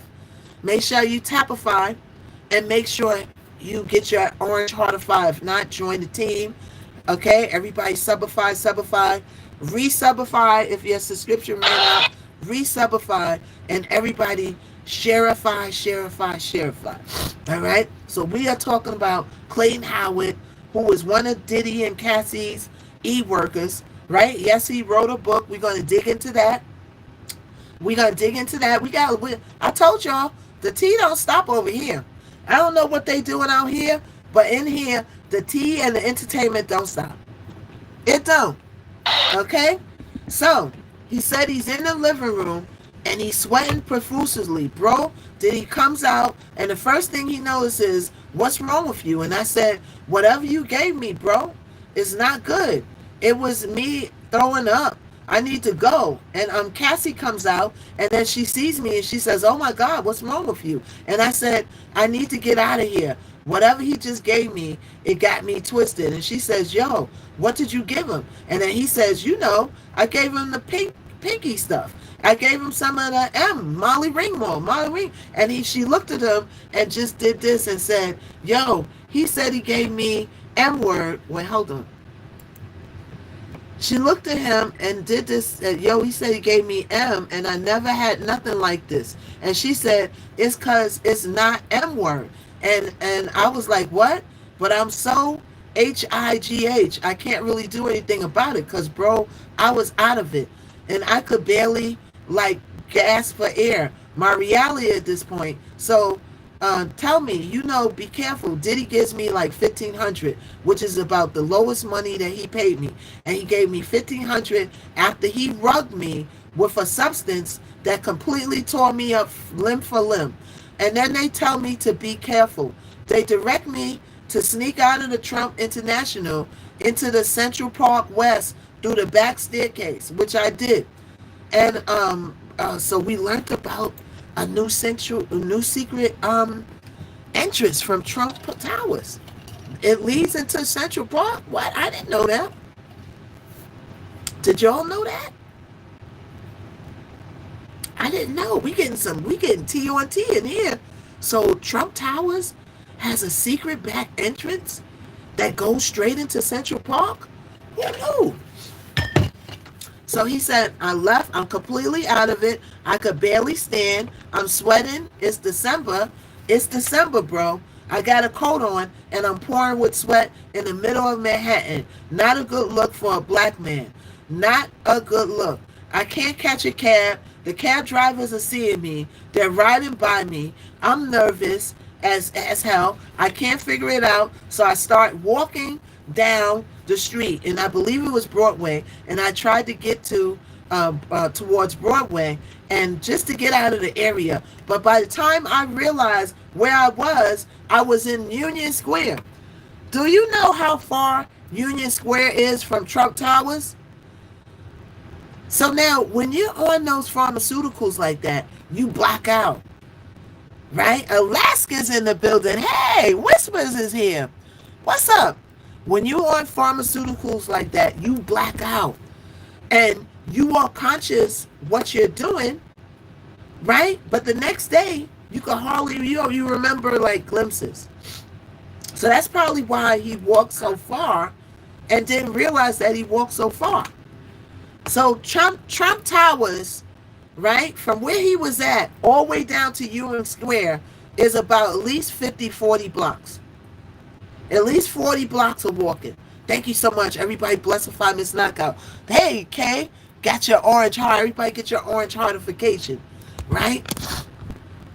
So he was in Union Square by the time he looked up, right?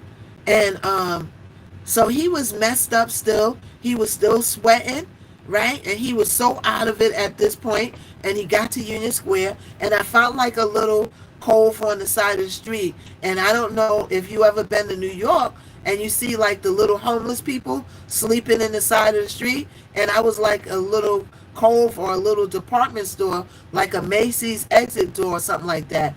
That was Dave curled up in the corner, like at a Macy's exit door. And it might have been Old Navy. I was actually in the corner like a homeless man sweating. So he was probably, I'm going to tell you where he was at, because I used to work in the area. He was probably at the Old Navy on 18th and 6th Street. That's right near where he describes. And they do have a service door so the employees could go in. So he probably curled up in one of those spots, right, to shake it off. Let's continue. Everybody come on in. We get Major T in here. Clayton Howard, who's suing Cassie. Everybody tapify, shareify. Make sure you follow fire. That's not even a straight walk. He went up some avenues too. Yeah, he went up some avenues. Yeah. Not being able to figure out where the hell I'm at and what I'm doing, I called my bro and I said, yo, bro, I'm messed up. I need you to come and get me in the city. I shared my location with him. And then it was like 30 minutes later, he gets there and he says, you look terrible. And he took me to the doctor. And the doctor wanted to run all these tests on me, but I got scared because I knew what I had taken. So I leave and I spent the next 3-4 days just trying to recover and get back to me. Wow. The other guy I talked to, he told me about the same experience happened to him when Diddy rugged him. Exactly the same effects that I went through. Whatever Diddy gave him, the same thing happened to him. Yep. Insane. And I go back to Cassie, and you said you used to have the sheets all soaked up, right? During the freak offs. Yeah, bro. Like, that was the biggest expense. I would see that they would have their incident bill would be crazy from baby oil on the floor, and fines on the sheets, on everywhere. So remember in the case, right? They did pull up the records when Diddy got hey, what's up, Solomon? We're talking about Clayton Howard, who is suing Cassie. We're going word for word, blow for blow, transcripts out his own straight mouth. That's what we're talking about here. Okay? That's what we're talking about. Clayton Howard suing for $20 million, Cassie. Okay? Now here we go with the baby oil, right? So he said the baby oil was all over everything, and they would get charged out the wing wrong for the baby oil. So that confirms that that's probably true, right? But the material is flammable. You know what I'm saying? So we got all of this baby oil all over the sheets. We're using these little tea candles to light the room, and we're not having delicate sex. It's passionate, but it's physical, and we're knocking over stuff. And at one time, a few times, we would knock over the tea candles. The comforters would catch on fire, as a part of the rug would catch on fire, and some of the couch would catch on fire. Something was always burning at these freak offs from the baby oil, candles, and materials. Wow. And it was like it was really sad, bro, because when you're going through situations like this, there's certain things that you can never forget as much as you want to. You know what I'm saying? So this is the kind of one of those things, as time went on, that I was kind of able to displace it until shortly, when all this Cassie stuff was brought back up. So now here I am reliving it all. It comes back like fresh trauma, And Cassie told you personally that you were the best one that she ever had, right? And I said, oh, absolutely. Yeah, it was after that group SEX with Daniel Phillip. She said, she told me that first Diddy comes out, he gives me $8,000 after Daniel Phillip left the apartment, and he says, yo, listen, bro, she says you're the best D she ever had in her life. And I said, word? And he was like, yeah. I said, all right, cool, whatever. And I'm like, what am I supposed to say? This is her man. That's their situation. The funny part is, I had to go to work right after this. And I had been there for 2 days, and I had a job. I'm a regular person. So I go to work, and I'm exhausted. And my manager sees it all in my face. At the time, I was an optician. He did a lot of stuff. He did construction. He did an optician. He was working at an optician on the Upper East Side, right? 200K loading, yo. We're almost at 200K, yo. Almost at 200K. So I was like a luxury eyewear trade show.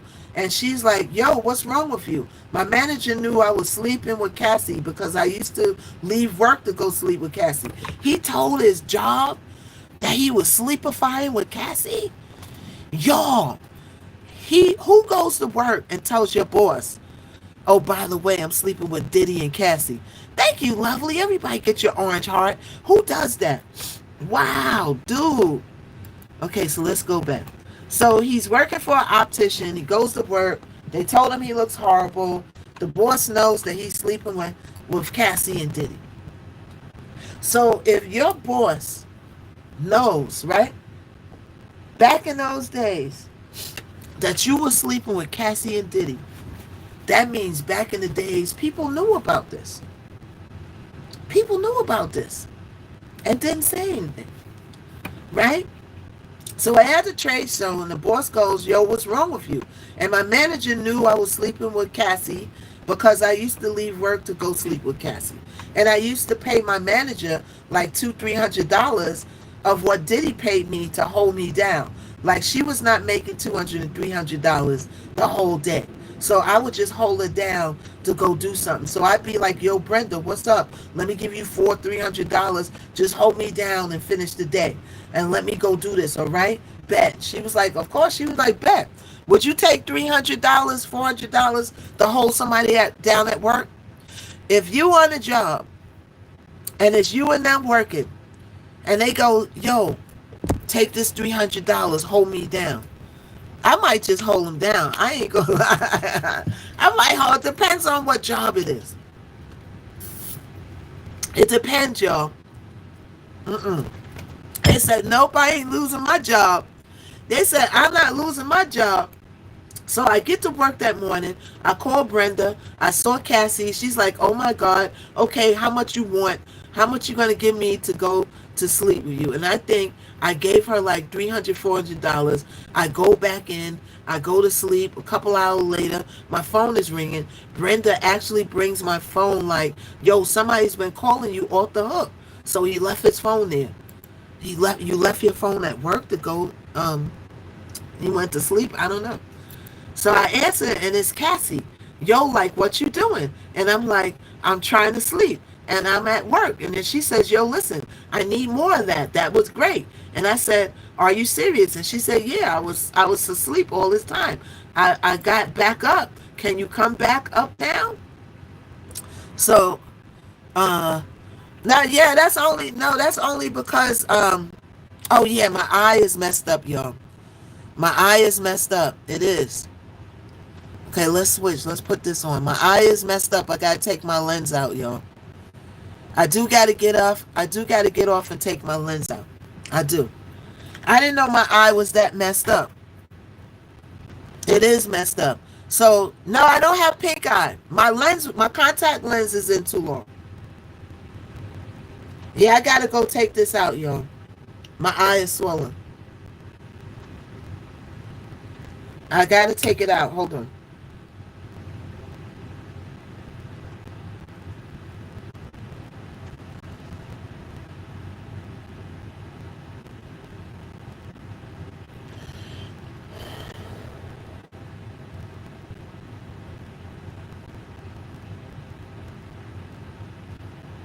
Hold up, y'all.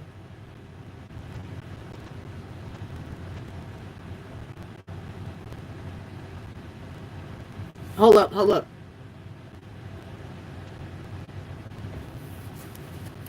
Give me a second, y'all.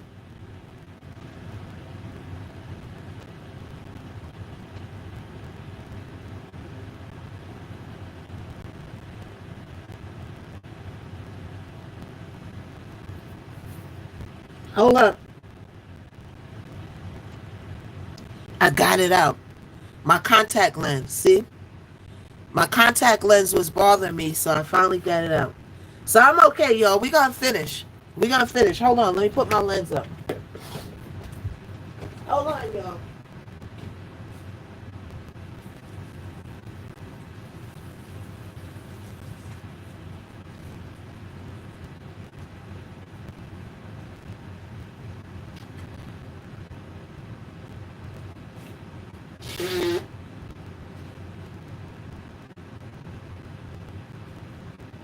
Okay, y'all. So I don't have pink eye. My contact lens was in my eye too long. I couldn't get it out. I was wetting it. But I wanted to come on here, and as we were talking, it got worse and worse. Wear glasses for the next. Give your eyes a break. Yeah, I will. I will. So we're gonna keep this way, and we're gonna keep going, cause I'm here for you guys. So my eye is gonna be how it is, whether I'm on here or off of here. All right. Get you some. Yeah, I will. Listen, y'all. It's only for my lens being in too long, and I hope it gets better by Tuesday, because I have a job on film. All right. So when I'm working and I leave my eyes lens in too long, it adheres to my eyes, and then when I go to take it out, it gets irritated. So I gotta wait to put the Vaseline in it, Solo.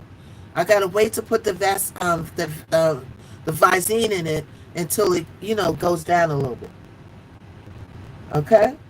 So it'll heal up. Don't worry about it. It's not pink eye. It's not an infection. I wear hard lenses. Lucky I don't wear soft. Soft lenses are worse, y'all. Soft lenses, the bacteria gets into the jelly and it gets into your eye. Miss Knockout, don't get knocked out, but I know. So look, we still going. We still going. So everybody sharify and everybody really blessify Miss Knockout because she's trooping it out for you. Okay? She got a baby growing out her eye. Look at that. I got a baby growing out my eye and I'm still going. Okay? So, Cassie says, can you come back uptown right now? And I said, I'm at work. And she says, so what? Just leave. Didn't you say you could come back before? And you left the other times. And I said, well, I got to pay my manager. I don't really have to pay my manager. She said, what you mean? We just gave you $8,000 and I'm going to pay you to come back, right? I'm sitting here. My manager is right in my face, bro, listening to the call. And she's like, go, go, go, go. So the manager is telling her to go. So manager at the job, you knew about this, right? We need you to understand, manager, right now. I'm sticking it out for you all. My eye is hurting a little bit, but that's okay. Because my eye is going to be hurting whether I'm online or offline. So I'm here for you guys. Blessify Miss Knockout. She's going to continue giving you the tea no matter what. The show must go on. All right? So everybody sharify. Everybody blessify Miss Knockout. Everybody tapify. We're at 200K. Let's get to a milli today. Right? So the manager is like, go, go, go, go, go. The manager's like, go. Who needs a man? Remember I told you the story about how this girl came to my job and my manager was like, clock out and whip that bee's assification. I hurried up and clocked out to whip that assification. And when she seen me go, when I was running the clock out, right? And I got my stuff and come back out.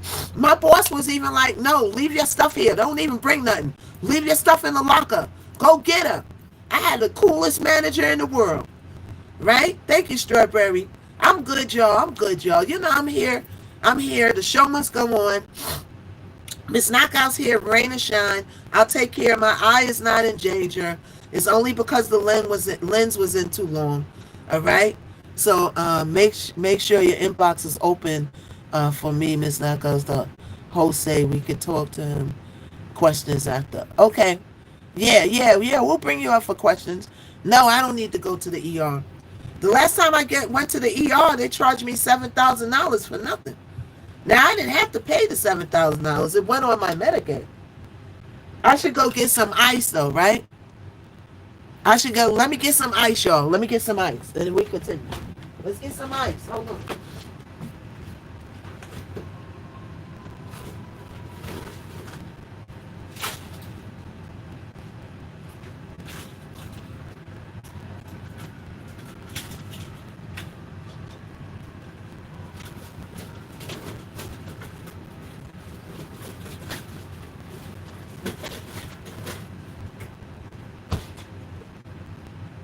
See, this is what you call dedication right here. This is what you call dedication, y'all. All right? Give me a few seconds. Give me a few seconds, y'all. Then we're going to go right back to it. Just take us to the corner store that you get to clear eyes. Yeah, it'll be good. It'll be good. I wanted to calm down a little bit before I start putting other chemicals in my eye because it might irritate it more. Okay, so let's do a little bit of ice, then we're going to continue. Let's do a little, y'all want to do a battle? Let's do a battle, y'all. Hey. Oh. I got a little eye injury, but we're going to do a little battle, and then we're going to get back to the tea. How you doing? Okay, so let's do a quick battle, and then we're going to get back to this tea. All right? I just want to come through the phone, give you a big cuddle, Miss Knockout. Oh, y'all are so sweet. Yeah, this is called dedication. I'm not stopping my live because my eye is injured. We're going to keep going giving this tea. And my eye is going to be the same when I get offline, y'all. Okay, so don't worry about me. Miss Knockout. Huh? Well, I left my contact lens in too long. So I didn't take it out. So and now it got stuck to my eye. So now when I go to remove it, it's stuck to my eye and it like rips my eye when I rip it out, when I get it out. So I got the contact lens out and now my eye's going to be irritated for the rest of the day. Right? But Miss Knockout is dedicated. So she ain't going nowhere. She going to sit right online and get this tea just like a doggone host should. The show must go on, y'all. All right? So everybody tapify, tapify. Come on, y'all. Runify it up. Runify it up. Everybody runify it up. Then we're going to get back to this tea. Everybody runify it up. Thank you, Angel. Thank you, everybody. Bonus mission, 30 seconds. Bonus mission, 30 seconds. I love you too. That sounds like sinuses, man. Yeah, no, it's my eye. So when my contact lenses is irritating my eye, my nose runs because your nose and your eyes are connected, y'all. Whatever's going on with your eyes or any drip or whatever, it comes through your nose. Everybody runify it up, runify it up. We're going to go right back to the hot tea. We just want to give my eye a little, we want to give my eye a little bit of coldness, and then we're going to get back to it. Thank you so much. Thank you so much. Thank you, oldies. Thank you, y'all. Thank you, On the Way Smiles. Thank you, oldies. Thank you, Strawberry. Thank you, Angel. Thank you, Chris. My grits is here. Hey, Doc Solomon, Chrissy, Corton, Daybreak, User. Thank you so much. Okay, you 20. We got 2 points. 2-time gifting points is right now, y'all. Drop now is 2-time gifting points right now, y'all. 2-time gifting points right now. All right. See, this is why we couldn't battle Funny Mike, because we would have got y'all.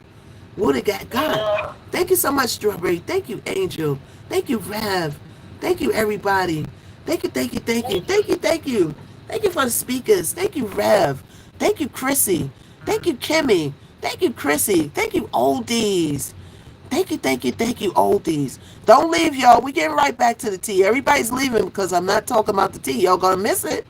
Y'all are gonna miss it. Thank you, Jay. Thank you, Strawberry. Thank you. All right, we just giving my eye a little breather with some coldness. We're going to get right back to it. Thank you for the roses. Thank you, Strawberry. The ice feels good on my eye, too. Feels really good. Okay, we get right back to the tea after this battle, so don't go nowhere, y'all. We getting right back to the tea after this battle. Do not go nowhere. Thank you, Strawberries. Thank you so much. Thank you. Thank you, Jay. Thank you, all. Thank you, Honor. Thank you, everybody. Everybody, runify it up. So yeah, I got Visine and all that, y'all. But I gotta wait till it go down a little bit before I put it in. Otherwise, it might irritate it more. Thank you, Strawberry. Thank you, Ona. Thank you, JC. Thank you so much. So when you see me blowing my nose, that's what it is. That's what it is. And I had to finally get it out because my eye was swollen up right before your eyes, right? Right, my eye was swollen. I said, oh, snap. I didn't even see my eye swollen up. Thank you so much, y'all. Everybody runify it up. Runify it up. Don't leave. We're going right back into Hot Topics. We're going right into Hot Topics. You like your eyebrows? You do? Thank you. We're going right into Hot Topics. Everybody runify it up. Runify it up. Let's runify this battle. Let's win it. He might snipe at the end, y'all. I don't know. He might look. He's getting it. Come on, Strawberry. Push. Thank you, Margie. Everybody push. Thank you, Margie. Thank you so much. Thank you. Hey, thank you, Margie. Thank you, everybody. Thank you, Jay. Thank you, Strawberry. Thank you so much. Thank you for the hat. Thank you, Sarah. Thank you, Jay. Thank you, Margie. Thank you, JJ. Everybody, come on. Let's push. Let's push, everybody. Let's push. Hey, we won. All right. Thank you, T-Boy. All right, T-Boy, I'm going to get back to what I was doing. Thank you, thank you. Okay. Make sure y'all go follow T-Boy, y'all. Well, I'm gonna All right. I'm going to get back to the get back. follow you. All Okay. right. See you Okay. later, T-Boy. Okay, so let's get back to it, y'all. Let's get back to it. All right. So, hold on. Let me set this rag somewhere. Hold on, y'all.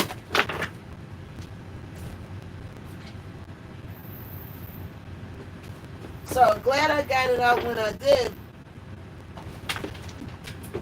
because I got a couple of acting jobs last week. I couldn't get it out of my eye before I started.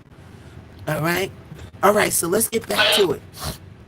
So everybody joining us, we're dropping the T on Clayton Howard, who's suing Cassie. We're reading his transcript interviews, blow by blow and word by word. So everybody come on in. Okay? So his manager is like, go, go, go, go, go. Right? So we're talking about Clayton Howard, who was in the sessions with Diddy and Cassie. All right. He's at his work. Cassie is calling him. Right. His manager's sitting right there in front of his first. Right. No, I'm good. His manager is sitting right in his face. And the manager's going, no, go, go, go, go. Right? Well, you got a cool manager. Right? So his manager's like, go, go, go. So I'm like, all right. And I said, all right, I'll be up there in a little. So she says, you got to come now because we're leaving tonight. So I pay my manager another $300-400 and I go back. That's why the manager's like, go, go, go, go, go. Because she getting 3 4. I wish I was little. Y'all saying y'all wouldn't hold him down? Y'all. 300-400 times every time he go mess with Cassie to hold him down on the job. Come on, son. That's why she's like, go, go, go, go, go. Go, no, go, go. Right? I get there. Cassie opens up the door and she hugs me real tight. Right? And we're sitting in the living room and she says, yo, that was great. You might have become the best D that I had. And I said, well, he said that to me. Thank you. And she says, no, I'm serious. And then she says, listen, I want to talk to you. I said, all right, so we're talking. And then she says, well, I remember I told you about the last guy. Whoever won was going to be my guy. I said, yeah. And she says, you won. I said, okay. So she says, listen, why don't we do something exclusive? Like you show me your test results every month and you could come satisfy me like we like you and we want to keep you. You're clean. You're safe. So she basically makes me this offer to be her permanent provider. Wink, wink. Like she's telling the truth and that there's no one else. And we know that there are many other people, but she basically tells me I'm going to be the only guy because I beat Daniel Phillip. And I'm like, so that's kind of what started my exclusive relationship with her. And she wrote a song for you, right? So now he's talking about allegedly she wrote a song. Thank you for the share. Thank you for the share, y'all. Thank you. See, I'm dedicated to this, y'all. Y'all dedicated to me, I'm dedicated to you. I'll rest my eye after I get off. I'll go get some free ice cream or something, right? Or maybe I'll go hang out with Snoop today. I don't know. Eye hurting, Snoopification, right? Thank you, Angel. The beefcake, right? So she wrote a song about you, right? And yes, well, she told me that she wrote this song and she actually used to sing it to me every time we had S for probably a year. Thank you, y'all, Strawberry. And it's a song with French Montana on Cassie's super album called Addiction. And I didn't believe her. I swear to you, I didn't believe this girl wrote me no song. I thought Addiction was written by Ryan Leslie. I'm addicted to you.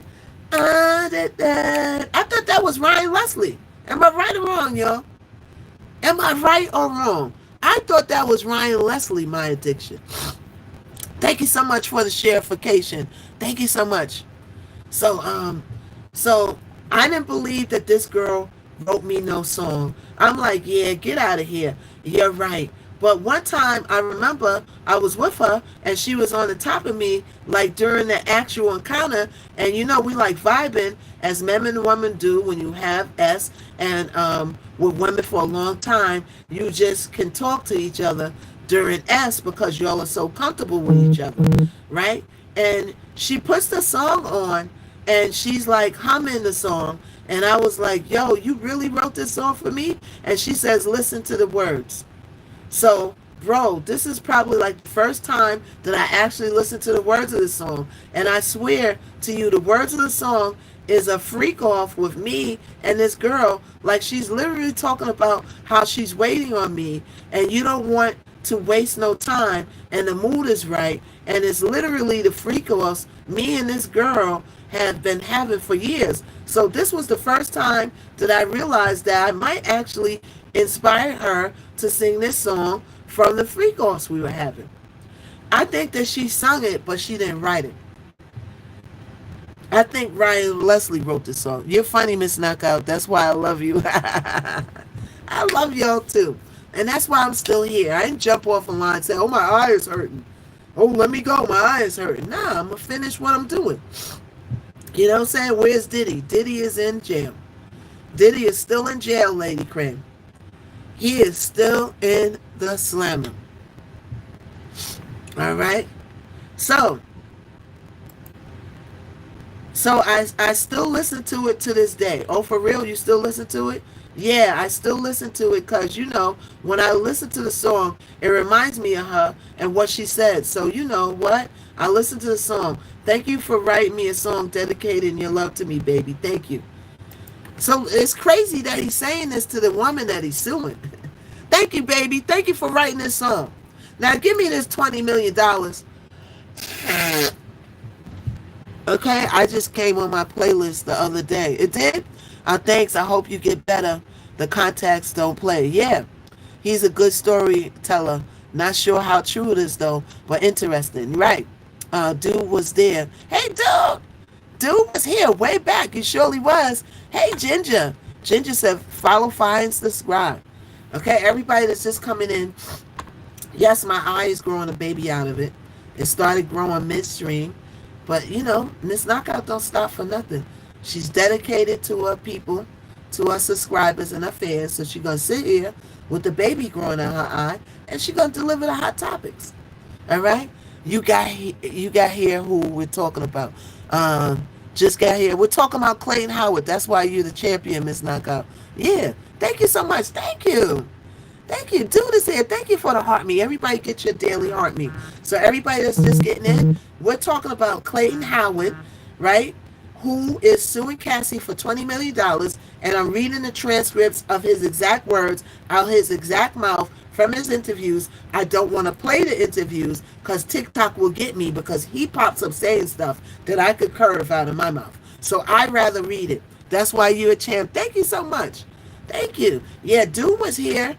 Dude was here when I was delivering hot topics, and we was talking to about what, dude, 5 to 10 people, 20 if we got lucky. And look, Dude is here now. That's why he's saying that he was here. Yep. So she wrote you a song, Mr. Howard, and you're saying thank you, baby, for writing me that song, and then in the same breath you are suing her for $20 million. This is the world that we live in, y'all. Let's see. Oh, here goes the whole interview. Oh, now we got the whole interview, not intervals. All right. So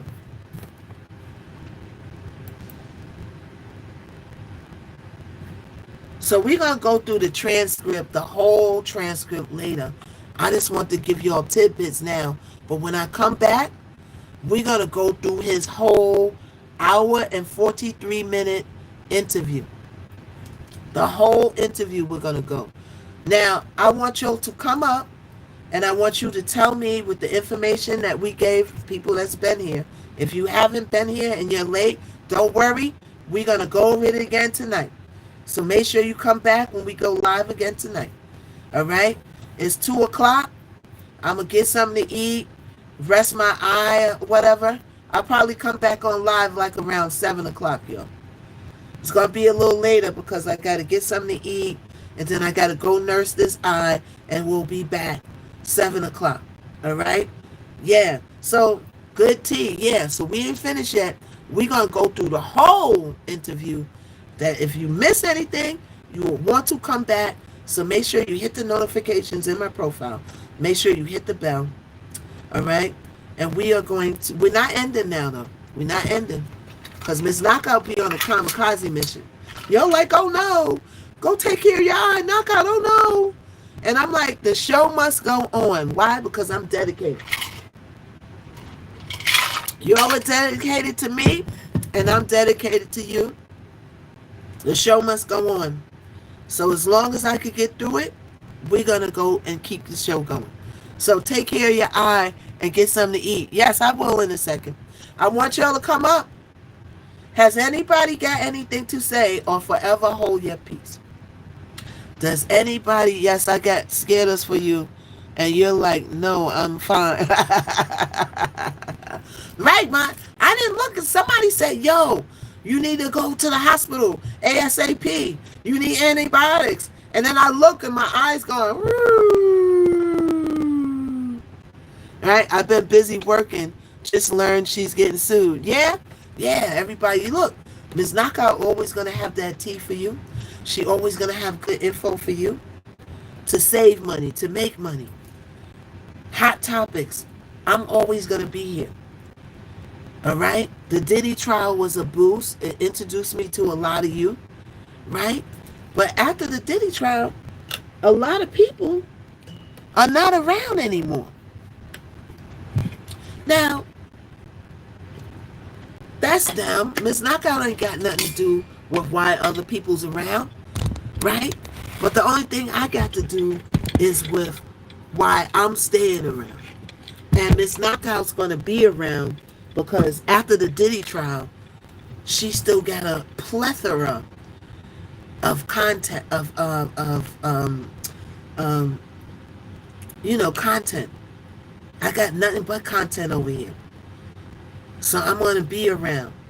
So I ain't got nothing to do with everybody's the numbers are dropping, people are disappearing. Some people haven't been back online yet. Some people come a day or two and just cast it off. Nah, I take it serious.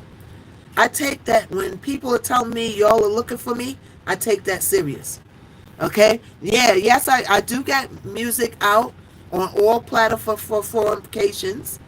Okay? Thank you so much. Thank you.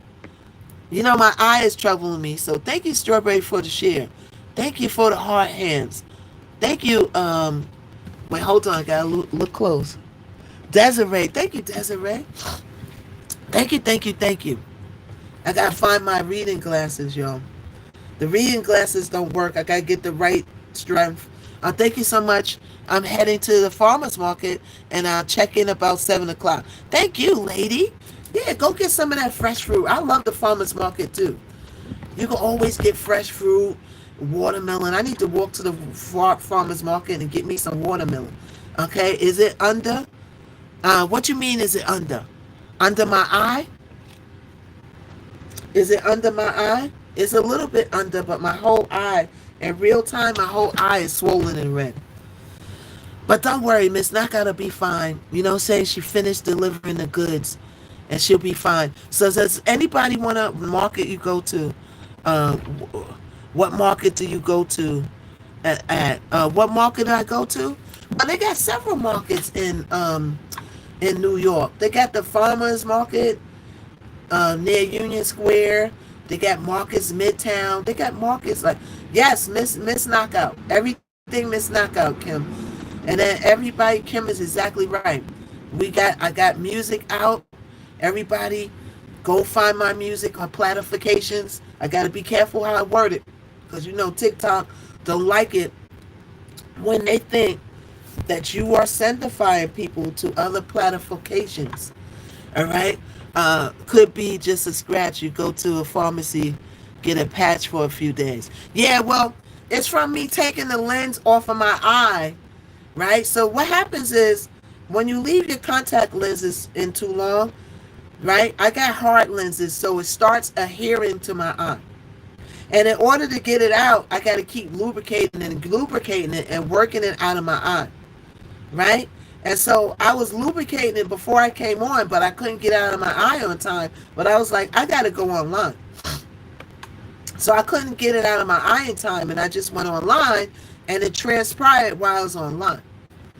You know what I'm saying? Yes, yes. And my candy apple is in my profile, y'all. My candy apple is in my profile. All right. Anybody want to come up? What do y'all think about Clayton Howard? Does anybody want to come up and give their opinion on Clayton Howard, which we just discussed? Anybody? Anybody? Does anybody get it? And nobody got anything to say about it? Well, tonight we're gonna go back over this, and we're gonna go back over it word for word, blow for blow, the whole transcript. Healing energy. Thank you. So we're gonna get off. We're gonna rest my eye. If my eye wasn't hurting, I would be on here much longer. But I did stick it out. I didn't jump off and run. Nope. I stuck it out. The show must go on. Okay. Please go and get yourself some eye and some wash dressing. He figures that he can sue. Why can't I? Right. Okay, seems like to me he was smashing her pretty good. Yep, he was smashed. That's one thing we got from it. He smashed her pretty good. Another thing we got for it is his managers knew about it. So that's another person that knew about it that didn't say nothing. Because I'm almost sure that he told his boss that he was not only smashing Cassie, that the diddler was watching. Right? Right? He told his boss that the diddler, how could he leave that out? Somebody said that they are trying to come up. Then maybe he is trying to come up. Well, he's came up. He went viral. He went viral, so come up is an understatement. He went viral. You know what I'm saying? Everybody bless her to get her what she needs to eat and her eye. Thank you so much. Thank you so much, Courtney. Thank you. Yeah, my eye is hurting a little bit, so I'm going to get off in a while. My candy apple is in my profile. I'm going to walk to the store and get some Visinification because now, it's, you know, when it first comes out, it's irritated, it's swollen because the lens is stuck to the eye, right? So imagine the contact lens being stuck to my eye, right? And I can't get it out. I can't get it out. So I start putting eye drops on it. Eye drops, right? The eye drops is loosening it up little by little, right? But then, after my eye started growing like a baby was growing out of it, I sat here. Y'all see me. I put my head down, and when I take the lens off my eye, right? Because it was attached to my eye, it rips off of the eye and it irritates it because it's clamped onto my eye. So now it's being ripped away from my eye, and it's just going to be sore for a day or two. All right, yes, your eyes don't breathe as well with hard contact lenses. I got gas permeable, but you're right. But I'd rather have the hard lens, right? I'd rather have the hard lens. Well, the reason why, and I know how it goes, because I had severe myopia from birth. So that means I have a severe case of nearsightedness, right? So I know the levels on how much my eye is damaged. So when your eye is damaged to the levels of when you need to go to the doctor is when you cut a light on or you go out in the sun and your eye starts aching, then you need to go to the doctor. Because once you get to the point where your eyes start aching, so I got a bright light shining on me in my office to light up the studio, right? And if my eye was past repair, this lamp right there would hurt my eye. I wouldn't even be able to cut it on. I would have to go like this. So I know my eye is going to repair itself because it's not that far because I could still stand the light. But I am going to take care of myself. Thank you for being concerned, y'all. I appreciate you. So yeah, so I know how this works. Oh, how did it just switch? It just switched to a paddle. It just switched. Hey, Daybreak, did you mean to come up here? Yeah, I was gonna tell you real quick because I couldn't type it all. Uh-huh. But we got this book club. It's not my book club, but it's the girl, the host who I'm a senior today. She been reading his book for like a week or whatever, all the chapters, and it's like she's on the last chapter. I think I don't know what chapter, but anyway, after the book, Is it he's good? supposed to be coming there and give an interview, and that's tonight. So I wanted to tell you. I was trying to type to you that I'm going to inbox it to you um, tonight around. She said around 6:30. So and she was telling us like if we have any questions for him, we can ask him after the interview. But I don't have any questions for him. But I just happened to come to your page and you're talking about him. So that would be great for you to be over there and ask questions or whatever you want to do over there. And that's all I wanted to say. So I'm Yeah. all nervous. I'm like, what? Yeah, send me the page in the message and stuff. I would like to interview him too, because I got a lot of questions. Yeah. She was saying like people in the comment after she interviewed him because she seen him get But interviewed she might not and want it me was to. so rude. They were But over talking him and everything. So so she wanted daybreak. to do her own interview. So daybreak. I'm telling you how people are. If I go over there, I can't ask it over there. I gotta ask him, like, find out his info. So I got. Well, she just want people to be respectful because of course a lot of people think he's lying and you know call him different names. She just wanted to do because she's Of course, unbiased, of so course. she doesn't really like care about if somebody's gay or nothing. Right. She's like she thinks he's a good book writer, and he is because his imagination goes, kind of with the story, and he's a good writer. But I'm not saying it's true or not. Wait, Just hold on, hold on. the Do I way to have? make you Wait, wonder, wait, like, hold. is he lying? He telling the truth, or what? You know what I mean? So I don't know, but she said 6:30 Where's my tonight, and March at? that's why I'm not making announcements because she has to see is he going to be there. You get what I'm saying? Because a lot of people want to interview him, and he's done other interviews, but hers is more like a calm interview. Not no judgment, because Right. that's how she is. But I got you. So I don't know why I'm nervous about the interview. so do But I have this 6:30 set is so like people? soon. Wait, hold up. Give me 1 second. Do I have somebody let me know? Do I have this set that people could just come up some kind of way? Because I want, I don't mind y'all because y'all are my people. But we got the weirdifications that come too.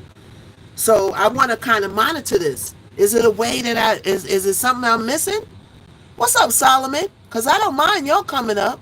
Carla, how can I take this one? How you doing, Miss Knockout? How you doing? Take. Yes, baby.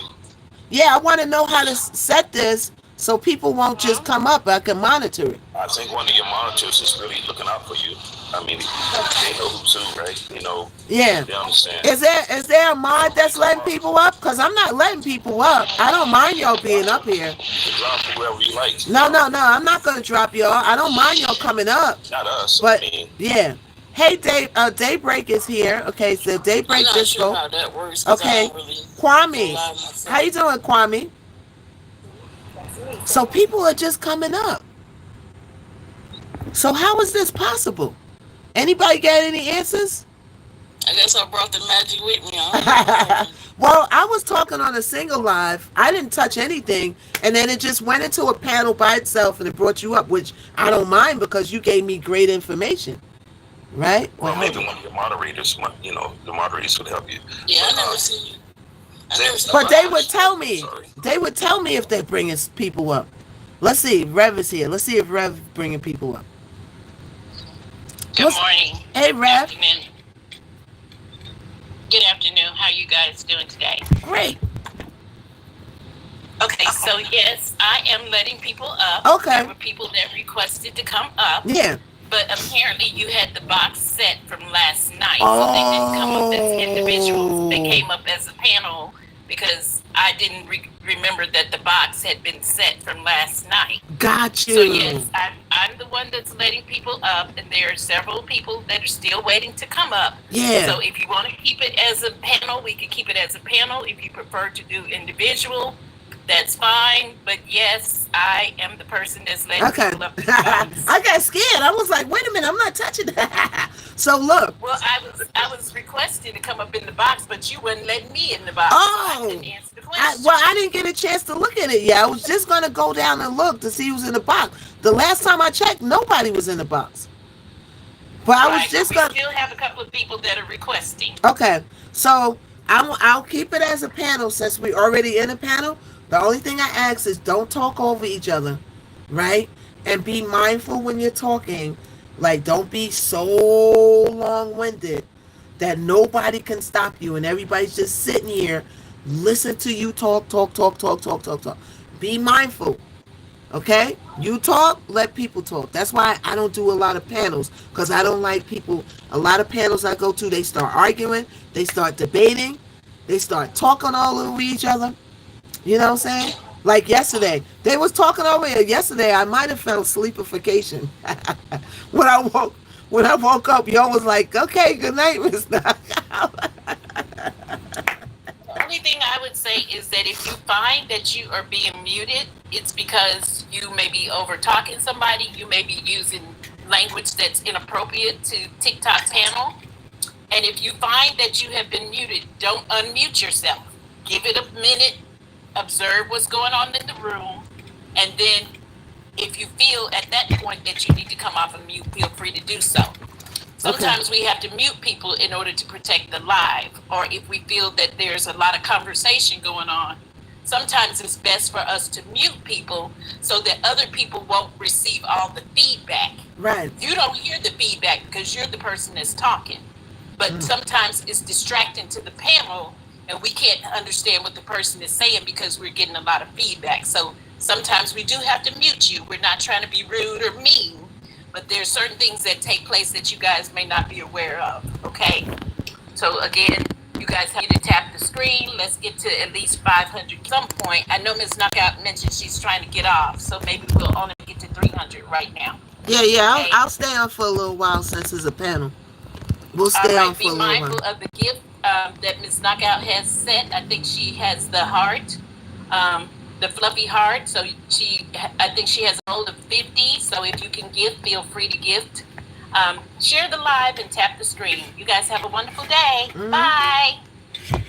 All right. So now it's nobody in the box. See, y'all was all in the box. So we got Solomon here. We got Day here. What's up, Sassy Sweet? Hey. How are you? So, I'm good, Miss so, Knockout. so Daybreak. So you said that interview is 6:30 tonight. Yeah, and I'm gonna inbox you her information. Okay, please. And Yeah. it's up to you how you do it with your viewers. Yeah. And all that. Because the book club, we be over there having fun. So is that making on jokes. TikTok or is that somewhere else? It's Don't on say. TikTok. Okay. All right. Yeah, but we be like, she be reading the book, right? And we be like, yeah, You know, we be like just cracking jokes in the comment. Uh-huh. You know, but it's nothing. You know, I don't want to make fun of his trauma if he's been traumatized and stuff. But I don't know. The book is just like that. Like, Thank you so much, oldies. So did you find, like, over there listening to his book? We're gonna go over the book too over here. Did you find inconsistencies that you felt? To me, it sounded like Puff wasn't really there that much, and they were so like wistfully in love and stuff. You know, like she ran into his arms and all that kind of stuff. It's like, okay. Now, so do where you was feel Puff like when all this was happening? do you feel like he's telling a little bit of a different story now than from the book? Not necessarily. That's what I'm saying. It's hard to say. Like he sounds truthful, you know, with his words. He's well spoken. Yeah, that's the thing. So it's hard. It's like everybody have to choose because I can't choose. I'm a comedian anyway, and some of my friends in the book club, we just be joking amongst ourselves Right. about different stuff. That's why I'm not telling everybody. And what is the book called? Because he only got one book, right? Something like Cassie, Victim or Conspirator. It's online. It's on like Google Play Books and all of that. I'm not sure where I'll find it. I know she's I'll find it. You know, promoting his book. You know what I mean? Yeah. She's promoting his book, but it's online because she was telling people like they can order it, but I'm not ordering it, so I don't really like be into the information. But it's online. Right. I guess you could just look up his name Yeah, and I then it'll think bring him. I'm in the Play Store, but I'm in the Amazon books thing or whatever. I get so many amount of books for free. We'll see. But Okay, I um know